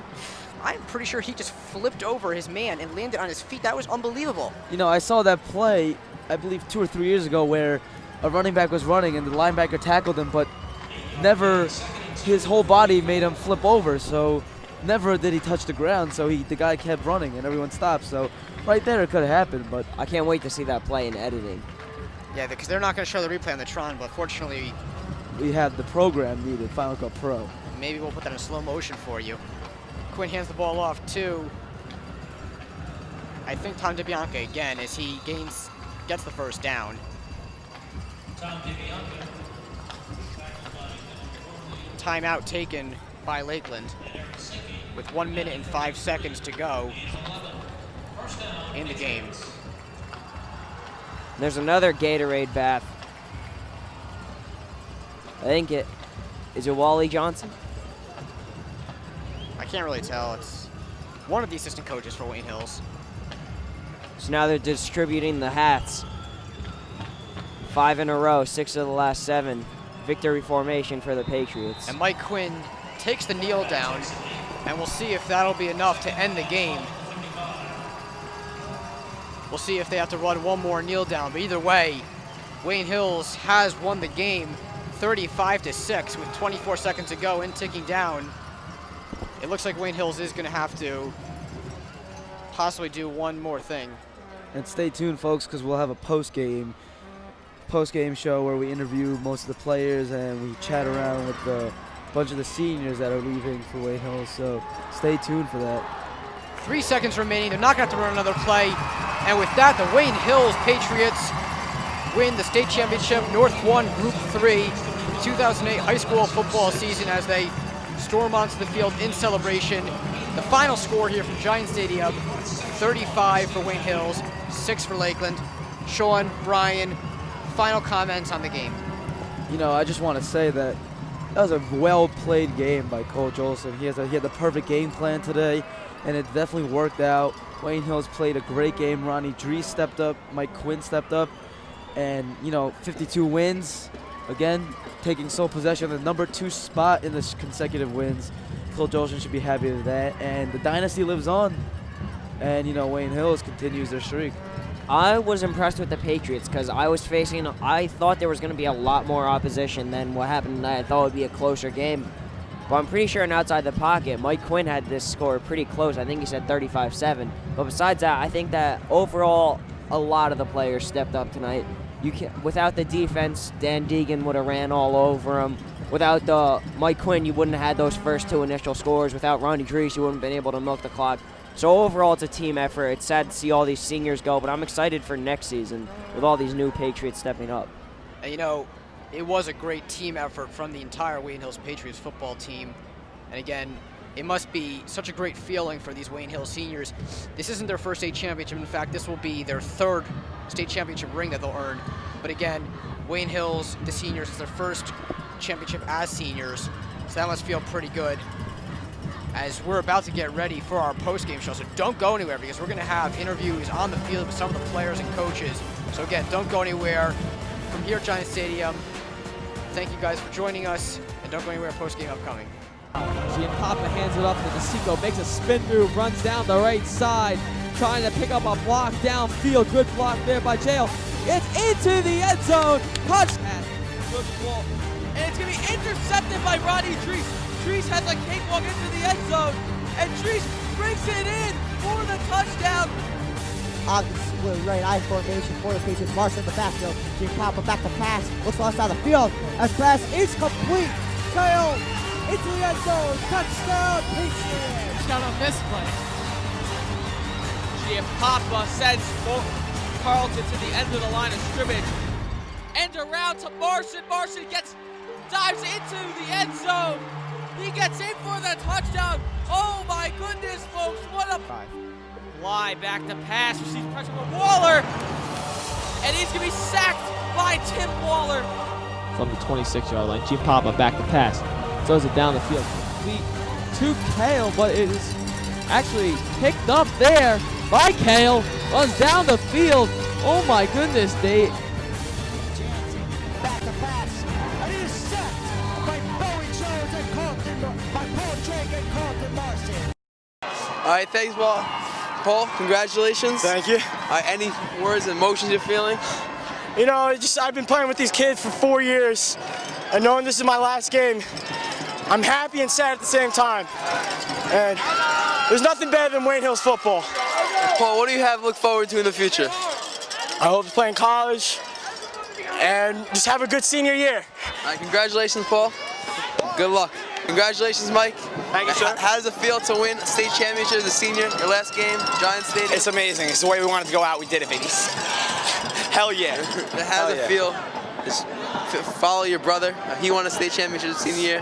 Now you did it. It's amazing. It runs in the family. Ogden too. Okay, awesome. Well, congratulations, Mike. Thank you, babe. You enjoy it. Congratulations. I'm here with the junior sensation, Nick Tuminello. Nick, congratulations on winning a state championship. Thank you. How does it feel? It's amazing. It's the greatest feeling ever. In Nate we trust. In Nate we trust, right? I see everyone wearing the shirts. How'd that make you feel? It's good to know I have a big fan base here at Wayne Hills. Oh, you always will have a big fan base here. Thank Nick, you. Congratulations. Thank you very much. All right, I'm here with the senior Brian Ogden. Congratulations, Brian. How does it feel to win a state championship just like your brothers did? It's the greatest feeling. I know we won it last year, but winning it your senior year is the best feeling ever. Man, words can't explain how happy I am right now. Now, Brian, I know you won a state championship last year, but how does this feel different as a senior with all your friends, all 4 years of playing football? I mean, people doubted us this year, and we knew that we were going to have a good team. We knew we were going to have a solid team. We didn't let anyone get to us or put us down. We fought through every game, and we came together. We're a great bunch of kids, senior class. Nothing better than winning it your senior year. Now, how about the prediction in the record? I know you guys saw it. 21-14, they predicted you lose. How did that affect your play today? Well, we came in fired up. Coach was more fired up than anyone. He was pissed when he saw that. He told us, he goes, if we go out there and prove everyone wrong, we'll make them look stupid. The score will be a lot. We won 35-6. All right, Brian, congratulations. Thank you. Best of luck. Thank you. All right, I'm here with Tom DiBianca, running back senior. Tom, how does it feel to win a state championship in your senior year at Giant Stadium? One of the greatest feelings ever. It's like all the hard work, we finally finished it up, so it's good. Now, how about that article in the record that said you guys are going to lose 21-14? How did that encourage your play today? Well, I mean, it just showed that when we're usually the underdogs, we just wanted to show everybody that we really still are the top team in New Jersey. Tom, everybody read that article about you. You're the type of player that makes Wayne Hills football. Comment on that article for us. Hey, I'll take it. Why not? Hey, yo, Falcons! And it was great. But I didn't want to get my head into it, though. All right, congratulations, Tom. Enjoy it. 52-0. 52-0. I'm here with Justin Horahan, senior, wide receiver, defensive back. Justin, how does it feel to come out here senior year, win a championship? It's the best feeling in the world to know all our 4 years of hard work has paid off. It's just amazing. I can't picture it any other way. It's great. I love it. Now, Justin, Wayne Hill's won a championship all 4 years you've been here, but how does this one make it special? It's our senior year, last game I've ever playing. Last game playing with all these seniors for 4 years. You know, it's just great. It's special. How does it feel to get a great game today? How does it feel to come out and have a big game today on this big stage? Feels good. I mean, I didn't really do anything really all that special, but it's great just to be out here last time. I don't know. I can't say anything else other than it's great. I mean, I'm just so ecstatic. All right, well, congratulations. Well, enjoy yourself and your teammates. And good luck. All right, I'm here with senior running back Ronnie Dries. Ronnie, how does it feel to win a state championship in your last game at Giant Stadium? Nothing can describe the feeling. It's amazing. It's perfect. It was a perfect ending. Now, you guys won 4 championships in all 4 years you were here. How does this one make it special? Well, we knew that, our whole team knew that we had to follow the role on a streak, and we came out and did a great job. The O-line did an amazing job, and that's what led us to the victory. All right, thanks, Ronnie. Congratulations. All right, I'm here with Coach Olson. Coach, congratulations on 6th state championship. Thanks, fellas. And I just want to ask you how it felt to win with a special senior class on Giant Stadium. You're right. It was a special group of kids, man. Let me tell you what. You know, they stuck with us for 4 years. You know, that class had 57 kids on their team, and they're freshmen. It's 22 now. Those kids decided to stick with it. There was something they wanted to do. There was something they had a legacy to carry on, a little tradition. And I'll tell you what, every kid tonight, every kid out there made plays for us. Now that's what's made Wayne Hill special, obviously, in the years. Even the kids who aren't as athletically gifted, they come in to do their job, and everybody takes their part. Thing. Football is the ultimate team game, and I think this year's senior class were the ultimate team players. Now, tell us a little bit about that record, the prediction of the record that said that you guys were going to lose. Yeah, I know. I was looking for him after the game. I don't know where it was. How did that motivate you guys? Oh, it did. We had it on the locker room. Our kids knew about it, yeah. I just want to congratulate you personally. Thank you. Congratulations and good luck. Thanks for everything. Thanks for Good luck next year. Patriots. He's going to drop back this time, look to his right. Throw a deep ball to a wide open Justin Horan. He's going to catch it at the 20 and take it in for a touchdown. That's 6 for the Patriots right there. Vanderstad. Hand off to Dries. He's at the left side, and he's breaking free. 40, 30. Cuts back to the right side, switches the field. He might go all the way. Touchdown, Ronnie Dries. Patriots, Justin Horahan in motion. Play action, Quinn drops back, throws deep over the center of the field, intent for Brian Ogden, and it's caught at the 20, at the 16-yard line. Brian Ogden in for the score. Touchdown, Brian Ogden. The kick is a low line drive that will bounce in front of Brian Ogden, who will take it across the field, across the 20, trying to find a seam, and he does! He brings it up the 50, the 45, they're trying to catch him. I don't know if they will. The 20, 15, 10, 5, touchdown, Wayne Hill! Brian Ogden takes his second half kickoff into the end zone. Kenny again in the shotgun, sends him out of motion. Drops back to pass, rolls to his left, and he's going to take this for the run, and he's sacked in the end zone for a safety. And number 59, Paul Drake. And with that, the Wayne Hills Patriots win the state championship North 1 Group 3 2008 high school football season as they storm onto the field in celebration. The final score here from Giant Stadium, 35 for Wayne Hills, 6 for Lakeland. Welcome back to Giant Stadium. Dan Cohen here alongside my announcing counterpart Sean Yu, our sideline reporter Mike Botwinick, and one of our senior cameramen, Sean DiPeri. Well, it's a bittersweet moment here for us, all 4 of us being seniors. This is the last football telecast that we will be a part of with Wayne Hills TV. So, I mean, I know for me it's it's a tough moment right now, but I think, what do you think, Sean? Well, I've really never been on the camera, so it hasn't been that important, but TV is important, The football games are awesome, cold but awesome, and it's just, last game, it's a good feeling to know that I've been part of this crew for a good 4 years. Well, it's been fun 4 years. It's always my favorite kind of game, the games that mean a lot, games that you can come out with a trophy. It's fun spending it with you guys, and I'm just happy that whenever people look at the championship game, taste the championship game, my ugly face will be in that telecast. So I'm just very happy with that. Well, you know, a good thing is we're not going to cry like last year's group, so we don't look like wimps, so that's a good thing. But, you know, it's been fun. It's been a lifetime experience, and, you know, I just like the fact that there's always new things happening in the club. There's, like, just last week we had a table pre-game and post-game show, something we've never done, so I'm going to miss just the innovation and just the new things that keep happening. How about Mr. Hookstraight? How about a round of applause right now? You're the best, Jimmy. Stay classy. Yeah, I don't really know. Where would I be right now if it wasn't for Mr. Jim Hookstraight? What would I be doing in the fall on Friday nights? I certainly wouldn't be announcing football games, that's for sure. But I am, thanks to the video club, which, again,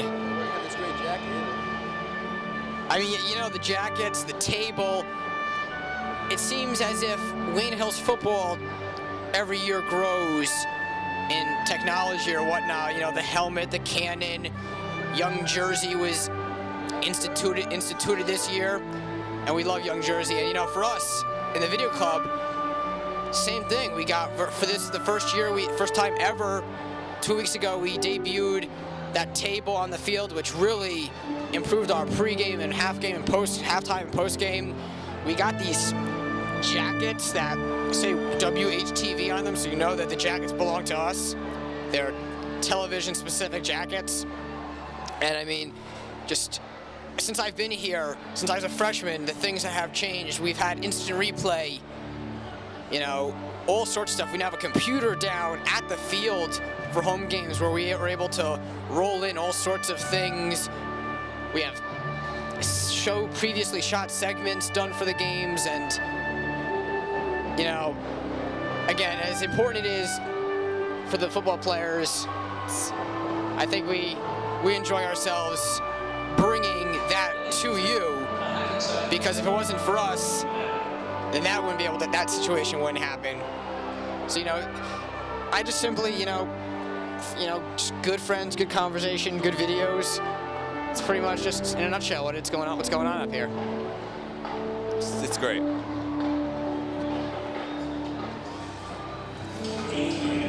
I enjoyed the TV club a lot. A big part of my life. Maybe I'll continue it in college. Who knows? Who knows what's gonna happen in the future? I might be the next Bonnie Bernstein on the sidelines. Or who knows, I might be Al Roker doing the news in your neck of the woods. But, you know, Pacey Chang, could be me, or Sean, you never know. And it's all because of Jim Hookstraight, and I owe the world to him. Jim Hookstraight, not yet. A few more words about him. Jim Hookstraight deserves a raise, and he's great. Thank you. I don't want to say anything because I just want to end it. It's pretty cold out, so from all of us at the TV club, I'm Sean Yu, he's Mike Botwinick, that's Dan Cohen, that's Sean DiPeri, and from all of us at the TV club, we say farewell and congrats to Wayne Hills for winning the championship. They fake the toss to Bianca, they throw left, it completes to Brian Ogden, he breaks the tackle at the 40, moving up the left sideline, and after he gets the first down across the 50-yard line, at the opposing 46-yard line, good job there by Brian Ogden. So the 2nd and goal. They play action, please running to his right, avoids the pursuit, throws into the end zone and completes to Justin Horahan for the touchdown. And Wayne Hills takes a 6-0 lead early on with 7 minutes and 17 seconds to go. And the sun went down. Last time they looked down, they passed it. So they passed it again. Deegan's throwing, and that ball is intercepted by Ronnie Treese in the end zone. Treese moving up the left sideline, has some blockers. Breaks one tackle to take it down at the 27-yard line. I think they want to much clock possible. 3 timeouts. You never really want to leave the timeouts in your pocket. This is a deep pass to the right, and it's completed to Brian Ogden for the touchdown. As Brian Ogden, the Wayne Hills offense, takes no time after that long run by Ryan Treese. And over against Ryan Treese. Ryan Treese gets in for the touchdown. Score for the Patriots, and just like that, Wayne Hills takes a 20-6 lead. Deegan in the gun, drops back to pass. He's going to be sacked by number 59, Paul Drake. That's Paul Drake's 10th sack of the season. That's a huge play for Wayne Hills. Mike Quinn hands the ball off to Ryan Treese. Ryan Treese cuts up the field. He's passing the tackler, still on his feet. He's tackled by Dan Deegan at the 45-yard line. Big run there by Ronnie Treese.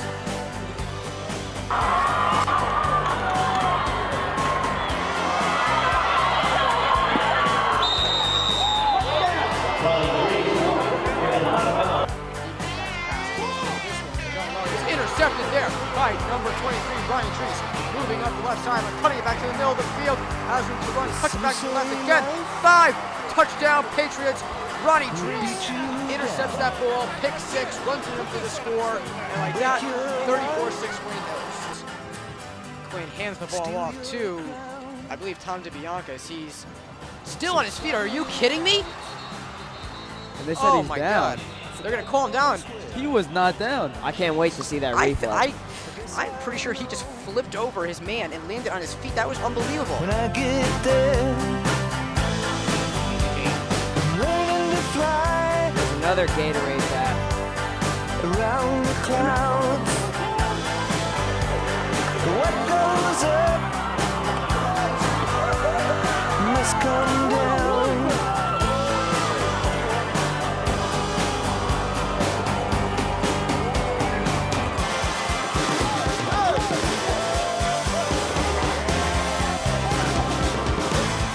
The Wayne Hills Patriots win the state championship, North 1 Group 3, 2008 high school football season as they storm onto the field in celebration.